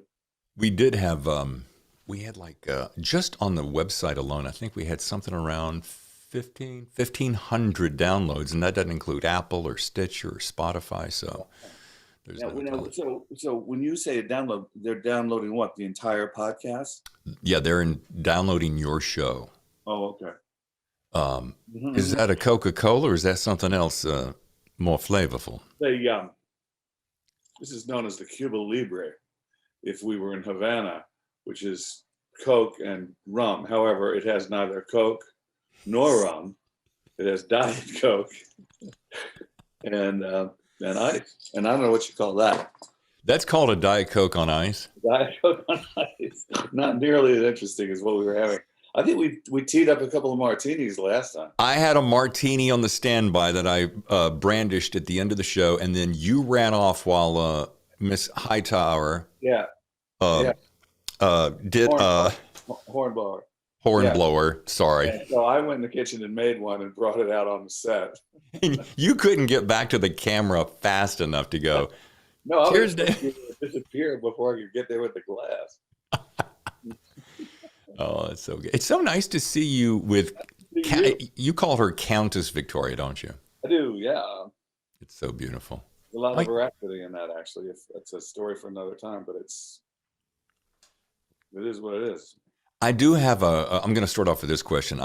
It's buried a little bit later in the show when we get to rapid fire questions. But on a personal note, when you two vacation together, Yeah. does she have to keep your nose out of your next creation, or are you smart enough to let her be the sole reason for your vacation? I'm not sure. So, you mean, does she have to drag me away from working to have Yes. to lie on the beach? Yes. No. The answer Good. is no. I need a beach so bad right now. I'm ready to kill somebody. So we're going to do a little swing down through Palm Beach and Boca Grande and Hope Sound when this is all over, and I'm just going to lie and, burn it all off. Yeah, I'm with you. I mean, I feel like Mr. Pasty Boy. It's like we've had more fog here in the last month. It's literally like London, and I'm ready for a burnout. Wow. Yeah. Me too. Well, let's see. Latin. Actually, I said the last time we spoke was August. That's true. But then we had a communication about Miami. But along that way, you sent me some. I think it was a lookbook that we're going to jump off here for a second. Your YA adventure series, Time Pirate, Nick of Time, is being developed into something. Can we talk about that? That's right. It's a two. The first book in that series was called Nick of Time. Made it to the Times Children's List, and then the sequel was called The Time Pirate, and that's the one that Hollywood is interested in right now. And so we made this lookbook, which I actually spent a lot of time working on. Going through Courier and Ives or whatever, looking for pictures of pirates and pirate ships and all this sort of stuff. But I was really thrilled with the way it came out. Oh, it's And gorgeous. if I'm a producer in Hollywood and somebody sends me that, I don't have to even have a conversation with them to know what's it about, what's it supposed to look like, who are the characters, what's the period, what's the wardrobe. It's just a great tool, the lookbook. And I'm sure I'm not the first to discover it, but I'm working with some people who think it's a big deal. And so that's where we are. So did you get a chance to take a look at it? I did, and it's brilliant. Can I share? Absolutely. It is, I can use this word, it's delicious. I mean, when you look at it, it's so rich and deep. And like you said, you can't help but know exactly what's going on, which a lot of times a lookbook will be more like what do they call it in design? A color palette or something, kind of real soft. But this is like, you get it instantly. Yeah. I think it's a great tool. And speaking of, I do have a question of curiosity. So I'm going to, we're gonna get real deep on here in a second. Deep diving. Ted, this is one of my favorite covers of all of your books. Thank you. And It you know is. what? I will echo that sentiment. I want to send my congratulations to the team at Berkeley Random House Penguin who put that thing together. I think it's a knockout cover, and it's my favorite one. It is. it is without a doubt the best. And I've looked at all of them, but oh, okay. So I do have a question of curiosity. Were you by chance working on any of your YA work simultaneously while you were working on Seahawk? No. I started the YA series when I moved to London with my daughter in the 4th grade, and a magical house in Kensington, and I called it the Peter, Paul, and Wendy house because it looked just like the Darlings house. And I just said, this is the time for me to write a children's book. And so I wanted to do, I felt like nobody was doing Treasure Island, nobody was doing Black Beauty, nobody was doing any of these old things that I had grown up with, especially my daughter, who was just reading all these R.L. Stine horror books. So I said, okay, I'll give them something that's a little bit more the kind of thing that I grew up with, which I thought actually brought me deeper and deeper into the world of reading than a formulaic cartoon book. Right. And speaking of R.L. Stine, I got to meet him at the 2019 Thriller Fest, and he's such a character because he writes such wicked stuff, and he's this mild-mannered, just quiet, easygoing guy. Always the way, right? The reason I asked that, Ted, if I can be perfectly honest, there is an adventure feel. I make notes when I read these books, and I wrote this phrase down, adventure feel, along the lines of YA that permeates the book. Yes, it is pure thriller, as your books are, but it has a... So you're talking about Seahawk now. Seahawk, yeah. I'm back to Seahawk. So, but it has a youth about it, and perhaps it's because you bring Alexi into it, but it's it feels slightly different than the last couple of books, and that's why I asked that. And what I liked about it was that fact. Right. I think I know the answer to your question. Yeah. I think it's because I was so into that lookbook and pirates and a 14-year-old kid flying a Spad against Messerschmitts over, the Channel. I just had this whole, I was in adventure mode. I saw this trip on this huge yacht as being a epic adventure from the get-go. And so I was just pulling out all the adventure stops, but that's a good question and insightful. Because yeah, you're right. I mean, they were just kind of flowing together there a little bit. I don't know if that's a good thing or a bad thing. I think it's a fantastic thing. There was an ebb and a flow. Like when Alex's son appeared, it floated more that way. Maybe that's because I was seeing it through the father's eyes. So there was that sense of adventure. But yeah, it was very warm and heartfelt and yet adventuresome. And it could almost be YA if it weren't for the fact for some of your language. Well, we just, some of these, people write me letters and say, did you really have to use that language? And I would say something like, I could at that point have said something like, and that was the night Susie got a hickey at the drive-in. I could have said that, but I think I might have lost you by the phrase I used, but I would have lost a boatload of people if I said Susie got a hickey at the drive-in. So I'm just saying. Oh my God. Just trying to lay that out there. That is so freaking funny. Yeah, and let's go back to that boat. And excuse my ignorance, Ted, because I didn't research deeply enough, but the yacht, super yacht that you created, is there anything in the world quite like that? Yes. There is. It's a boat. It's modeled. Seahawk is modeled on the Black Pearl, which from time to time has been the largest sailing yacht in the world and has been most innovative and advanced. So, but it's not just based on the Black Pearl. It's an amalgam of things about other massive ocean-going play toys that I've looked at. But yeah, the Black Pearl is pretty close because the sails are carbon fiber and they're not cloth. They're hard. and they rotate with they swing, you know, in or out. If you're heeling over, you're going to port, or you're going to starboard.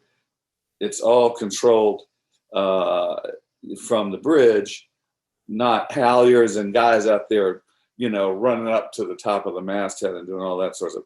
It's very technological. So there's no tearing, no breaking.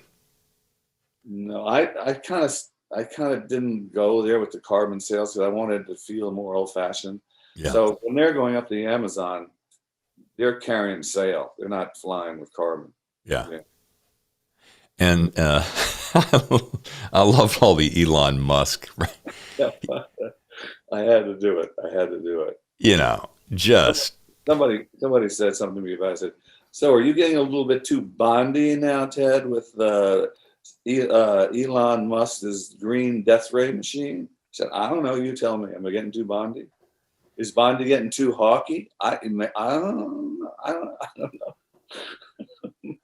Speaking of Bond, side note, anybody that gives you a compliment, which is yet again on this cover, Alex Hawke is the new James Bond by some little, I think he's an up-and-coming writer, James Patterson. I've heard of this guy. Yeah. I've heard good things about him. Yeah. I think he's doing pretty well for a guy trying to crack the code. I'm pretty darn pleased with that quote. I mean, I really liked it.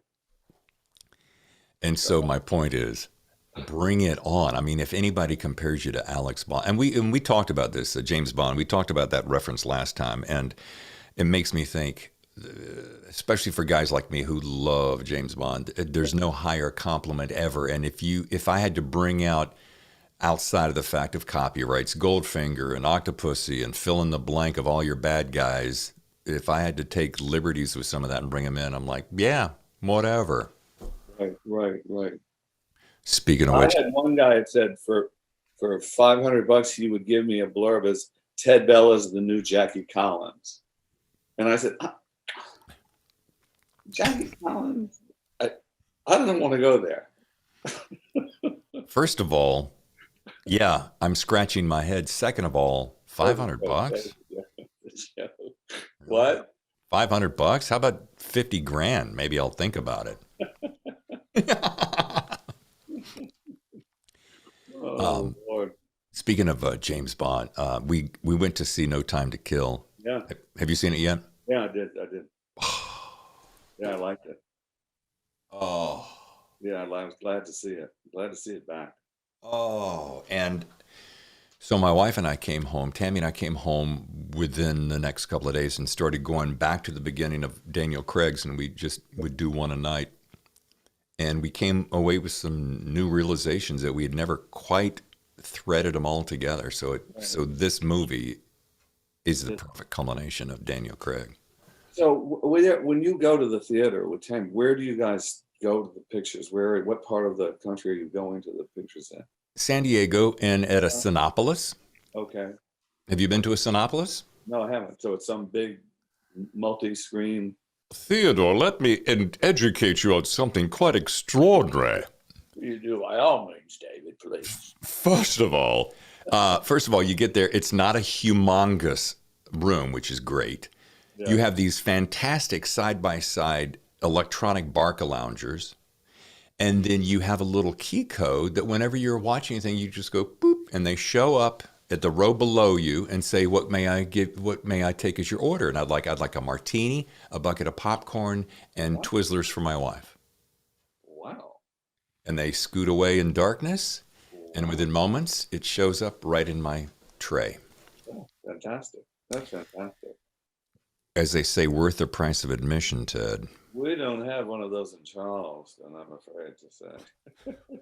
Well, by God, maybe when we head on down to Miami way. Oh, we'll see one down there. Got to be. Seriously, it is. It's a little more pricey, but who cares? It's the experience. The first one I saw, and I can't remember how many years ago, but it was in Vail. And this girl I was going out with said, "I got to take you to this movie theater. We can eat. We can get a beer. We can have." And I said, "Come on, give me a break." This is like 6 or 7 years ago, and I think it folded. I don't think it didn't succeed for whatever reason. But your thing sounds much more high tech. It is amazing, and everything has become completely touchless because of COVID. Yeah. So you enter, you go to a screen, tick, tick, tick, tick. There's no paper tickets. You just swipe your phone, Wow. pay in advance if you want to, pay on your phone, go there, just scan it, walk in, sit down. It's I should be getting a kickback to do this plug. What do you think? I think so. I do too. I'm trying to look for an angle where I can get in on it, get in on the plug, so I can, you know. How did you feel when? I guess I don't think we're going to see the likes of Mr. Craig again. Yeah, that's very delicately put. I think he's made other choices. Yeah, he has, I think. How did I feel about that? I'll be perfectly honest. It kind of crushed me because I'm a big Daniel Craig fan. I think he did a great job. Sean Connery was always my favorite. No question. He Nobody came close. he was Bond. He was. So I had a hard time ever really seeing any, and all the guys who came after, I'm like, all right, I'm in for the ride. Yeah. And a couple of them, they always say that the guy that everybody makes fun of was the best guy. George Lazenby, was that his name? Yeah, George Lazenby, the Australian guy. I never saw his movie. But, Ditto. I don't know. I don't. And then Roger Moore never was my favorite because I felt he had sort of a French maitre d' quality that I just wasn't working for me. That's a great analogy. And No, I love the guy. I think he's a fabulous guy, and I think he's a great actor. But I couldn't get past that kind of suave table for two. That's probably a horrible thing to say, but anyway, I think he did in some of those movies. He was great. Let me just say that he was. Yeah. And here's a gentleman, while we're still on the topic, here's a gentleman that I really, really like. I admire. I admire most for his decisions in movies that he chooses to make. And I've heard a lot about his reputation, which is pretty darn near impeccable. And I hear he's just a remarkably kind guy, and that is Pierce Brosnan. Absolutely, 100%. However, I think he did a great job. he did do a great job, but the one thing I was joking with Tammy about it the other day. I said, the thing about with Pierce Brosnan, and I loved him, and I love his sense of humor, but it's I don't care what fight he's in, I don't care what is happening, his hair is never out of place. That's right. He's got perfect hair. It's so funny. Yesterday, I don't know where I was reading this, about how difficult his life was. Oh, yeah. And which I had no knowledge. I figured he was to the manor born and grew up and went to Eton and went to Cambridge. And no, he had a tough go, I think. Yeah. Tough go. And he and his wife have been married. I could pull this up and impress you, but they've been married for, I want to say 50 years. That's great. And anybody who can pull that off is just, I'm a big fan of. But yeah, back to Daniel Craig. Yeah. So, and that love story in there that got carried over, which tell me when that ever happened in the entire series. It may be there. I don't remember it. Tell me, I'm a little lost here. Remember how he had a love story inside of the one right before it? From the movie right before. No Time to Die? Yeah, but I can't remember it. Yeah, Spectre. That love story that carried into the finale was just so remarkable, which makes the ending so poignant. Yeah. And what was her name, her character name in the prior movie? Okay, now I'm going to really have to do it. No Time to Die. She plays Madeline, and her name is Léa Seydoux. Seydous. Yeah, I do remember that she was incredibly beautiful, but the story didn't remain with me. Well, since that book came out. Yes. Since that movie came out. Nonetheless, it does. Oh, let's keep on this for one more beat because we're both such Bond fans. Who do you think is or should be next? For me? Yes. Who would you choose? And you've heard. I'm choosing the next Hawk, which that's my job, and so I'll tell you who my front runner is, and I'm not sure it's gonna happen, but boy, would I love to see it happen. Is Tom Hardy. Oh my God, Alex Hawke, yes. yeah. And then I think Chris Hemsworth would be great too for 1,000 different reasons than Tom Hardy. But both of them, I think, yeah, be a tough call for me. Tom Hardy is one of those guys, and might be a wee bit of a cliche, but I don't care. He does such an exceptional job of disappearing into each character, making each one, right? Yeah, he does. He does. It's a great way of putting it, actually. He And just goes away. and I think that's the magic of a true craftsman. Well, the time he went away, the first time I saw him go away, and the time that I realized, okay, this will be until somebody changes this is my idea of Alex Hawke, is this guy right here. And that was Legend, which was he and his brother were sort of playing the Cray brothers as criminals in 60s London. And Tom played, there's the suave, good-looking guy who's breaking the hearts of all of them. And there's this sort of homicidal maniac brother who carries like a giant curved blade knife.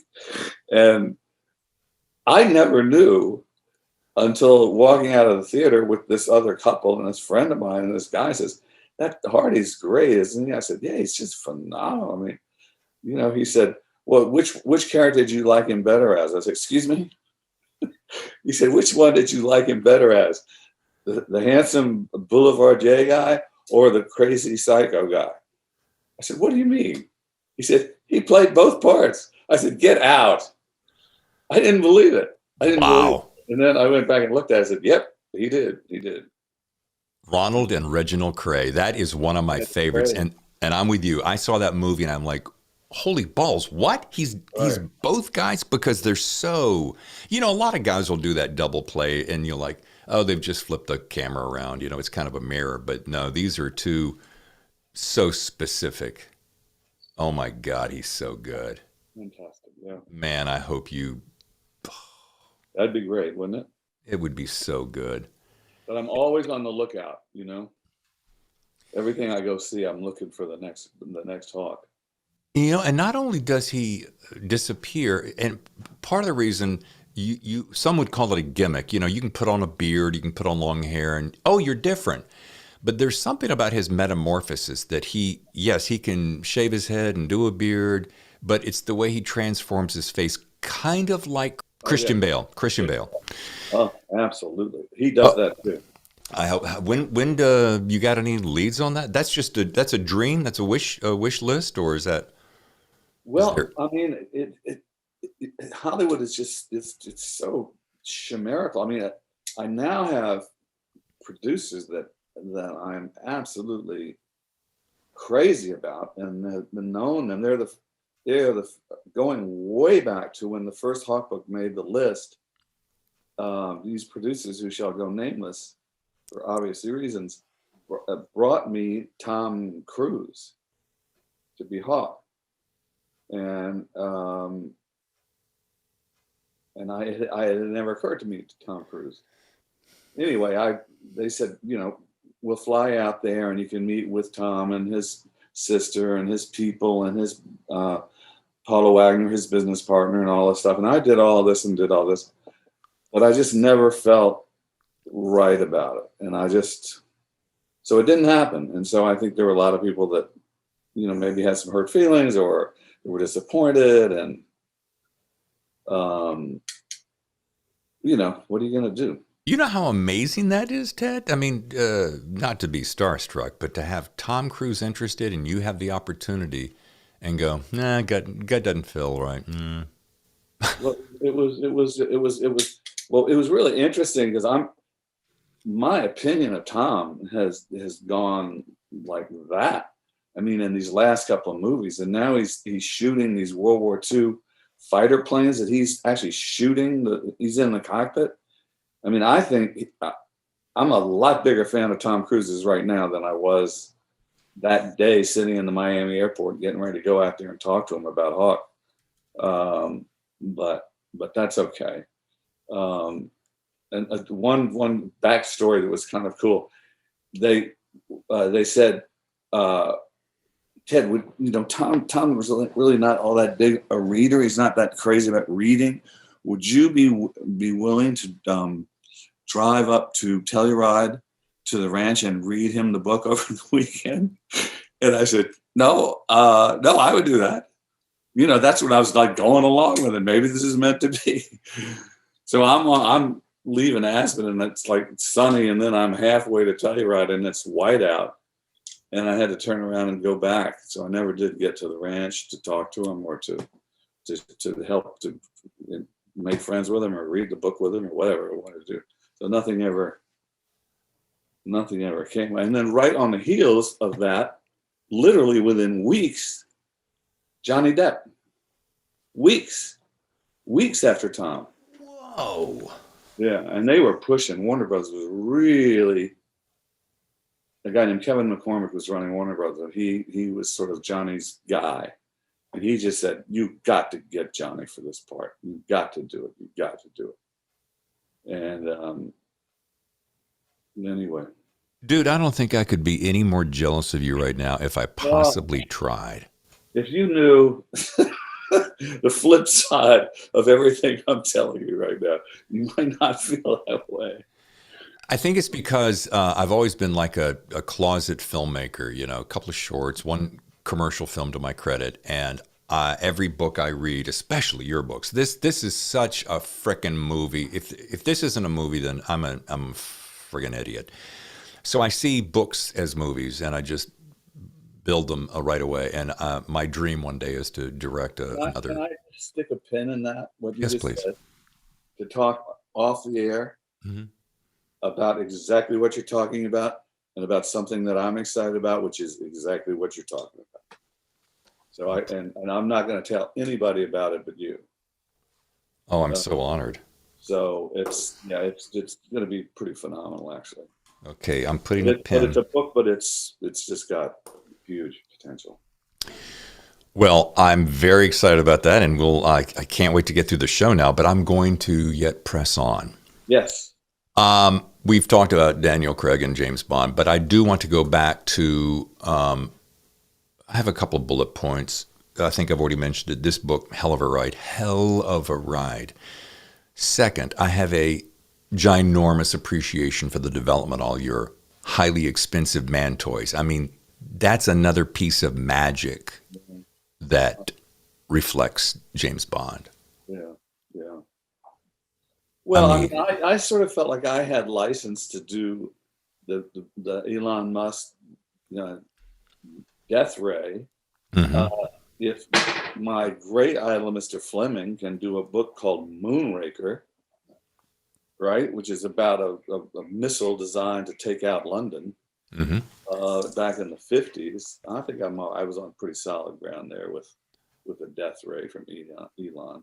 In fact, the fact is, I know the Chinese are working on doing these laser weapons. So where's the problem?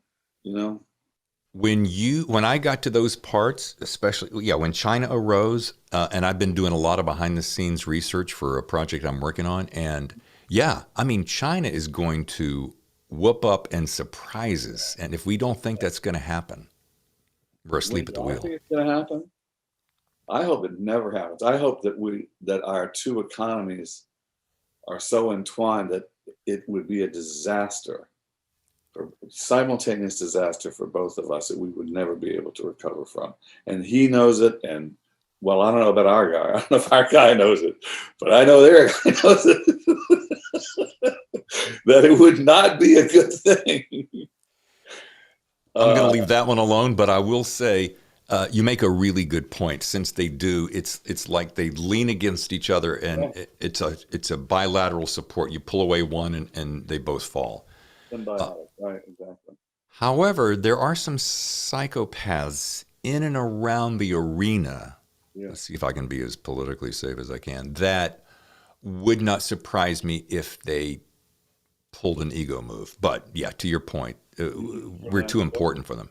Oh, you mean in real life? In real life. Not fiction, but real life. Yeah, that's scary. Especially, is it North Korea who's building these missiles that are very infinitely more advanced than in the past and with the further ranges and et cetera? I wish I could tell you that it was just them, but it's not. It's China, and it's the Iranians and the North Koreans, and we are really late to the game. And these things are game changers, and they play a very important role in the book that I'm writing right now. Very important role. Is this the book that we're not mentioning, but we're going to talk about off air?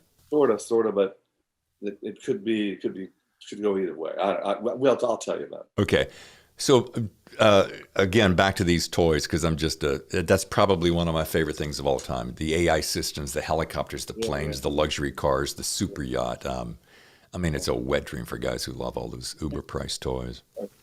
Right. You can never give me enough of that.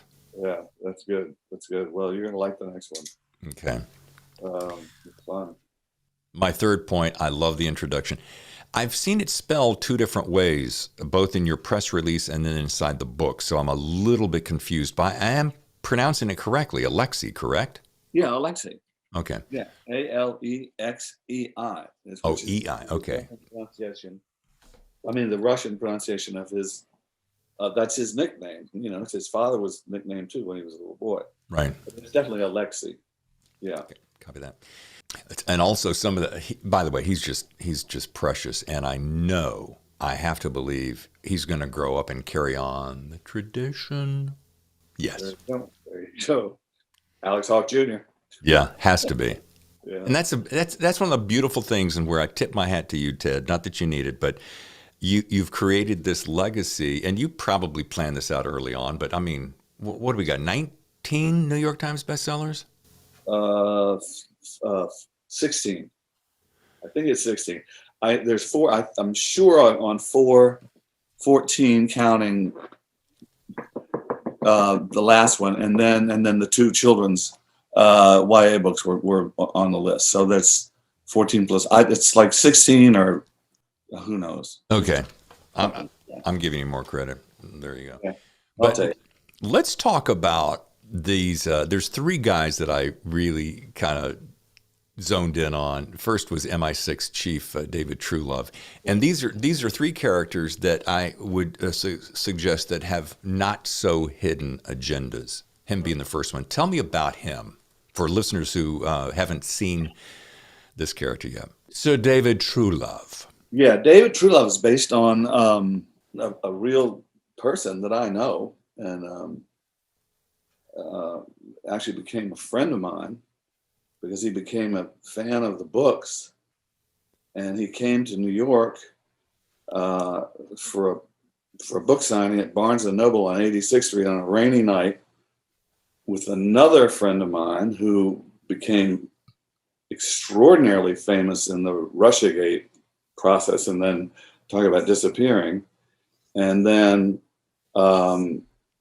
who was a life fellow at Magdalen College at Cambridge, brought this guy to the signing, said, "Come on over here, I want you to meet somebody." I go over to meet the guy. "Hi, Ted, this is Richard. He's from England.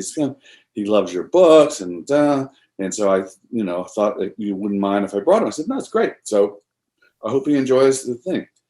So I do my little talk, and I made a joke about having fights with the publisher about titles, and we had this huge fight, and they wanted to call it, Bridge Too Far, and I wanted to call it Cheap Sex. I mean, I just totally made that up, but he laughed, or he thought it funny. Yeah. So then I went over to them, and he said, "Richard would like to know if 2 of us are going to go down the street to Swifties to have dinner. Would you like to join us?" I said, "Absolutely." Have I told you this story before? No. So Swifty Lazar's. Yeah, Swifties. Well, yeah, but not the producer Swifty. It was the restaurateur on the Upper East Side of New York, Got it. named Swifty, and he had a very famous restaurant for a while, and that's where we went. And so the whole dinner, this guy's name is Richard, and he's saying, "Ted, when you say that Putin basically told that Russian guy to go stuff, I mean,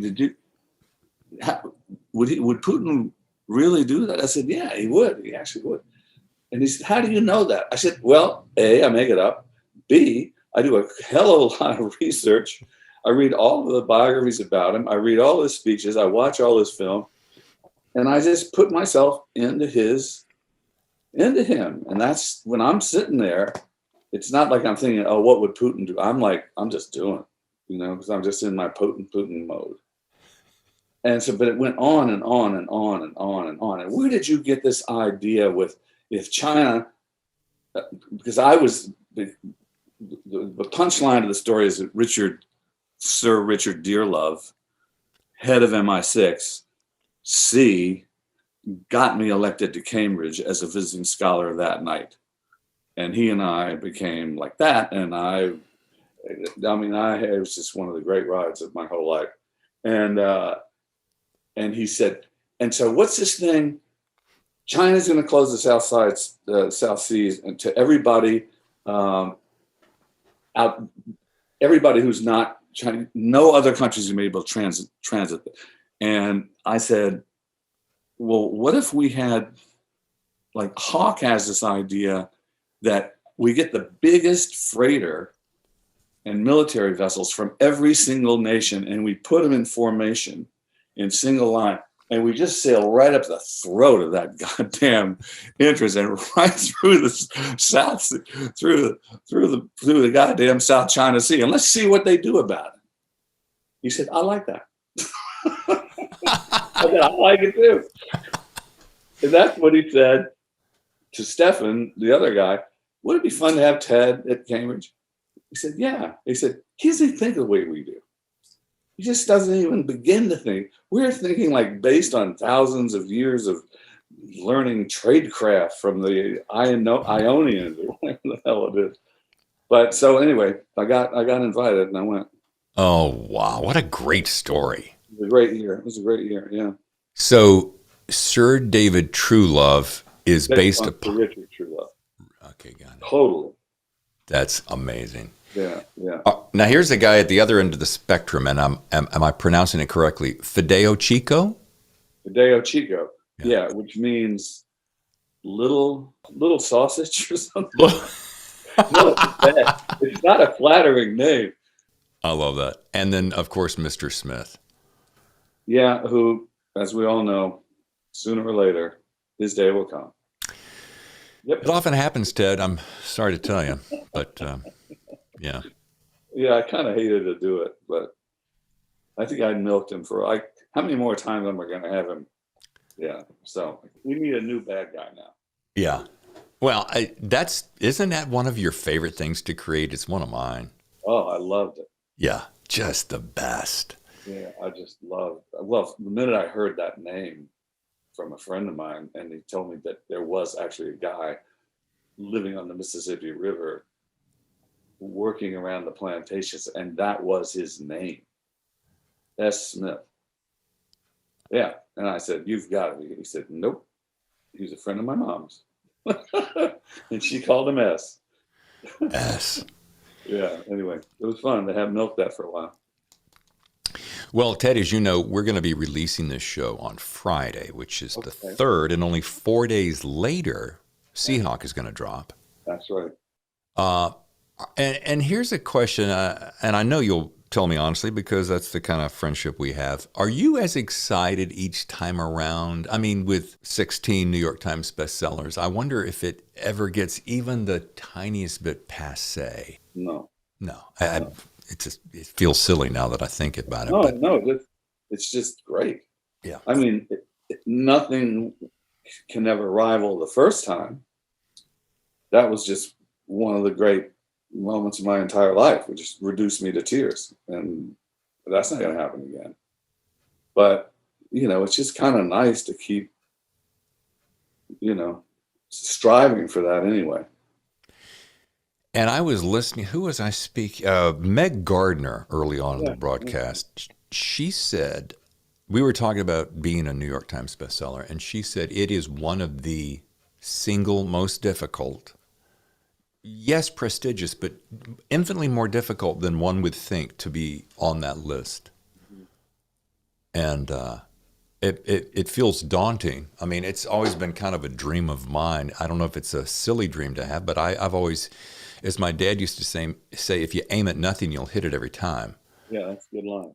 So I grew up thinking that way, and he was one of these guys who said, big fan of mine. He's passed, and he said, look, aim at whatever you want.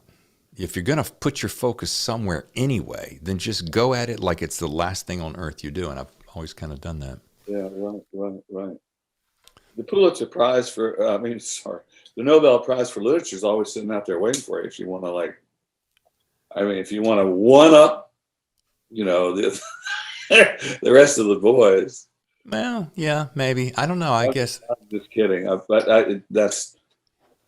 don't know how much time we got left, but my former agent, who's now a very dear friend of mine, is a wonderful chap named Peter Lampak. And Peter was Clive Cussler's agent for his entire career. Peter started his firm with Clive, and he had Martha Grimes, who wrote those wonderful mysteries, from the British kind of ladies, cozy mysteries. And then he had John Coetzee, who wrote Savage, and he was a South African writer. And so Peter gets a call one day, this is going back a few years, and he said, "Are you Mr. Lampak?" He said, "Yes." "You represent Mr. Coetzee in South Africa?" He says, "Yes, I do." "What can I do for you?" He says he's not interested in the Nobel Prize for Literature. And I went, "What?"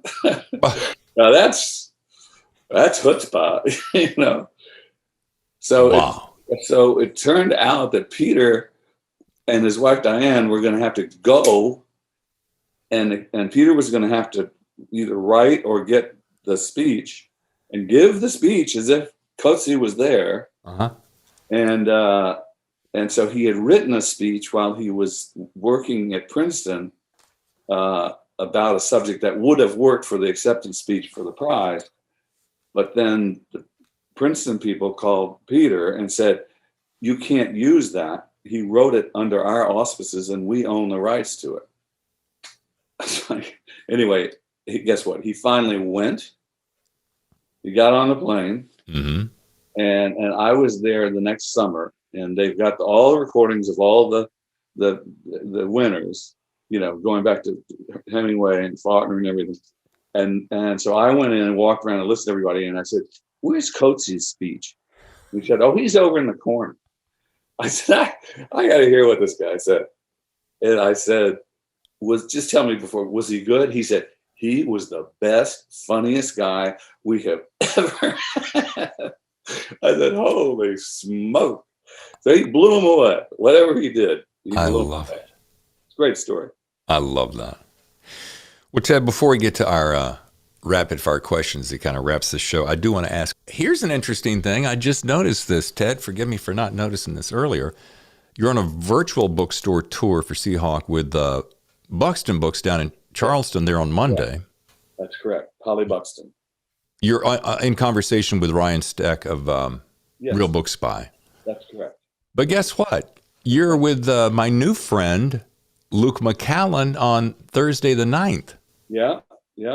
Reason I say new friend is he is on next Friday's show. Wow, fantastic. One big happy family. I sorry to say, never heard of him. Yeah. But his book, From the Dark Horizon, is amazing. He's such an affable gentleman. We talked out. He's in France. You're gonna have a good time. Have you guys spoken before? No, I have not spoken to Luke. I've spoken to Ryan a lot. Yeah. Ryan's a big fan of all those guys, and Big fan of everybody's, yeah. And they were all big fans of his. yeah. All right, time for our rapid fire questions. Really super. Do I have time to take a Valium before? Super simple, Ted. I'm making it easy on you. It's like we're just sitting around having a couple of cocktails in the backyard. In the backyard. Yeah. While writing, and if I've asked you these before, just bear with me and keep moving. Doesn't matter. I'll answer them again. While writing, do you prefer coffee, tea, or a dry martini? I would prefer the dry martini. I'm not sure how much writing I get done. I think I would have to say I prefer to start with the coffee. Yeah. And maybe end with the martini. Perfect. That would be my perfect writing day. Exceptional. And while writing, I don't recall this one, do you prefer music or silence? Silence. I try music sometimes when I'm feeling, I used to play the Apocalypse Now thing when I was trying to get myself all drummed up about blowing shit up and, being adventures. And I'd play that storm and drawing music. Oh, yeah. But, I haven't done that so much anymore.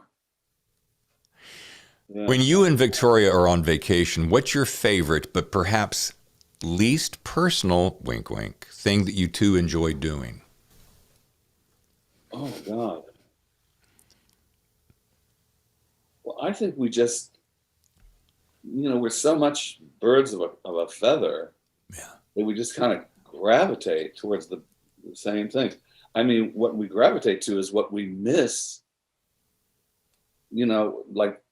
like we were talking earlier. I just want a beach. I want to be on a boat. I want my fingers dragging through the surf behind or something. What was that old song? Got my sun on my shoulders, got my toes in the sand. Woman left me for another man. I don't care. I just smile and keep trying. That's my song. That's my anthem. I want to go back to Jamaica where I used to go and just sit somewhere and hear somebody sing that song. Yeah. Still speaking of you two, if you were both stranded on an island, let's just say a recent hurricane came through and you can pick the island of your choice. What are the 2 or 3? Doesn't have to be complicated. 2 or 3 things that you're really happy that you remembered to bring with you because you don't know how long you're going to be there before help comes. Right. Really want to know? Yeah. Okay. My desalinization kit. My fishing lures. My rigger. How many things am I allowed? I was going to say 2 or 3, but you got desalinization, fishing lures. What's the third thing? A fishing rod. Okay, sure. That'd be it. And That's maybe it? A book. Some books. I don't know. Okay, good. Perfect. You and Victoria are going to join Tammy and I for real this time for dinner. Yep. Great. But you're going to join us for a lively dinner at our home here outside San Diego. You'd love it. Nothing more. It's so My spectacular. daughter lives in LA, and I've got every reason to fly out there from a business point of view too. Now, so you're going to join us for this dinner, and we'd love for you to invite 2 more people to round it out to a nice 6. I think 6 is a nice gathering. Who of the 2, living or dead, men or women, who would you ask to join us? Wow. Now, I know that we would be company enough, Ted, I feel, but Well, I think you would too. But on the off chance that we needed, a little more, mix it up for a little more livelier conversation. Man or woman, dead or alive. Wow, that's tough, dude. Tom Wolfe would be like one of my, and somebody I know and have had a number of dinners with and just love being with him. How many more do I get? Just 1. Oh, I only get 1? You get 2, but you get 1 more. So Tom Wolfe is 1. That's my perfect choice. And my second one would be Mark Twain. Exceptional. Exceptional. Oh, you didn't let me down. Are you going to have a martini now? Because I think I am.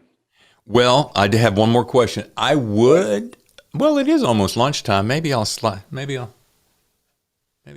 one in with lunch. It would help me feel better. I'm so parched, Ted. It's so hot. You get parched. Yeah, it's such a refreshing beverage too. All right, as we close, I would like this, and you've given us. I got paid the highest compliment from Luke McCallan the other day as we wrapped the show. It meant so much to me, and he's the first guy that said, thank you for this show, thank you for everything you've introduced me to, because he's out there buying books of writers that I've introduced that he's never heard about. Yeah. And I just wanted to say to you, I'm a big fan, you know that, and I'd love to hear your advice for writers, like something you've lived by, something you think as an aspiring writer trying to make that New York Times bestseller list. What would you say, do this or, understand this? Don't ever emulate anybody. anybody. I mean, not Scott Fitzgerald, not, you know, To Kill a Mockingbird. Just don't emulate anybody, and then don't give up. Perfect.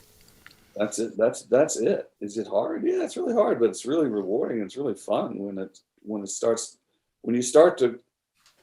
Some guy just finished his first book and it made it on the list, and he sent me a note, and I sent him a book, and I wrote back and said, I can't tell you his name right now, but I said, congratulations, you've passed phase 1.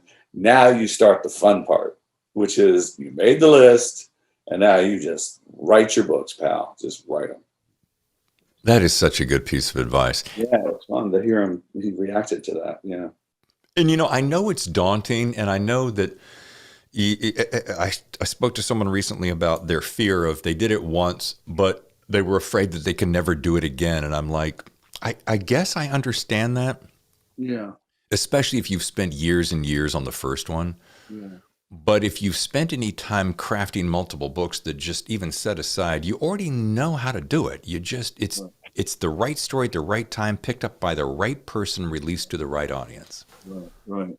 Yeah. It just reminds me of because I think you know that Jim Patterson and I became friends in advertising, and we played golf in Florida together, and lived right around the corner from each other. Yep. And so right after Hawke came out, and we used to go to the Trump golf course on every Monday morning, and so we're driving down the fairway, and I said, so well that was fun, you know, thanks for all your help and lucked out. I said, yeah, now comes the really hard part. And I said, oh, great. I thought I just did the hard part. No. Now you got to write your sophomore book. And that's the one that can make or break you. And that's put the fear of God in me, I have to tell you. Wow. I agreed with him. I said, he's right. You can't come back and like 3 swings and a miss. I mean, it better be something. I thought that was a good thing for him to say to me, because it probably helped me get over that hump, actually. Yeah. It does take a tremendous amount of believing in yourself, doesn't it? And going back to the topic of don't, you know, try to mimic someone, is that I've always had this perhaps somewhat innocent theory that if you want it badly enough and the desire has been woven into your character, yeah, and you work hard to perfect it every day, and you're doing it for the right reasons. You have something to say. You want to, you know, I'm not talking about providing a living for your family and becoming rich because you sold millions of books. Because if you're doing it for that reason, I think it could be a dead end. But go the wrong way. Yeah, you're chasing the wrong path. But I don't know. I just have this belief. It's kind of like when I was, and I don't know if I ever told you the story. I don't know if I've ever shared this on the show. I was 9 years old, 10 years old, and I'm sitting on the living room floor watching television. I'll never forget this. My folks are sitting on the couch behind me. And this announcer came on the TV, you know, one of these, tonight's movie of the week is, and I thought, and my voice had just started to change, and I said, Dad, that's what I want to do. Wow. I want to be that guy. I want to be that voice. And then it became, with time, I'm like, I want to be on the radio. And I don't care what it takes. I'm going to do whatever it takes. And then as I started to ease into it, I'm like, okay, I'm going to be super specific. Before I am 40, I want to be on at least 5 of the top 10 radio shows in the country. And I did. I hope you saw this movie, because I can't remember the name of it. But all I can remember, there was a line that kept repeating and repeating and repeating. It was, in a world. Oh, yeah. And it was about a girl who wanted to be a voiceover. But the whole thing was about the world of voiceover. Have you ever seen that movie? Yes, I have. In a world. Yeah. Ted, this has been awesome. It's always fun. Always. I look forward to it. And I can't wait to see you guys in San Diego. So, if not sooner. Man, either way, Miami or San Diego. We've got some family travels coming up. I'm sure you do. Yeah. Thanks to Victoria. Is she still around? She's bustling around. Well, I'm not quite sure what she's doing. She might be working on supper. Just big thanks to her because I will tell her that you said that for sure. I did miss seeing Cynthia, but Somebody just said to tell you thank you so much for all your incredible help. And I'm not going to tell you who it is to say it either. So,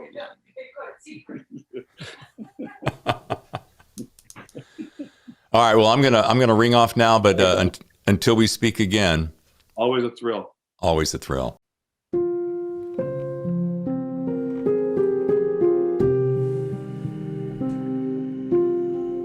Thank you for listening to today's memorial special honoring the life of Ted Bell. We send our big love and condolences to his family, and we'll see you down the road, Ted. I'm David Temple. I'll see you next time for another edition of The Thriller Zone.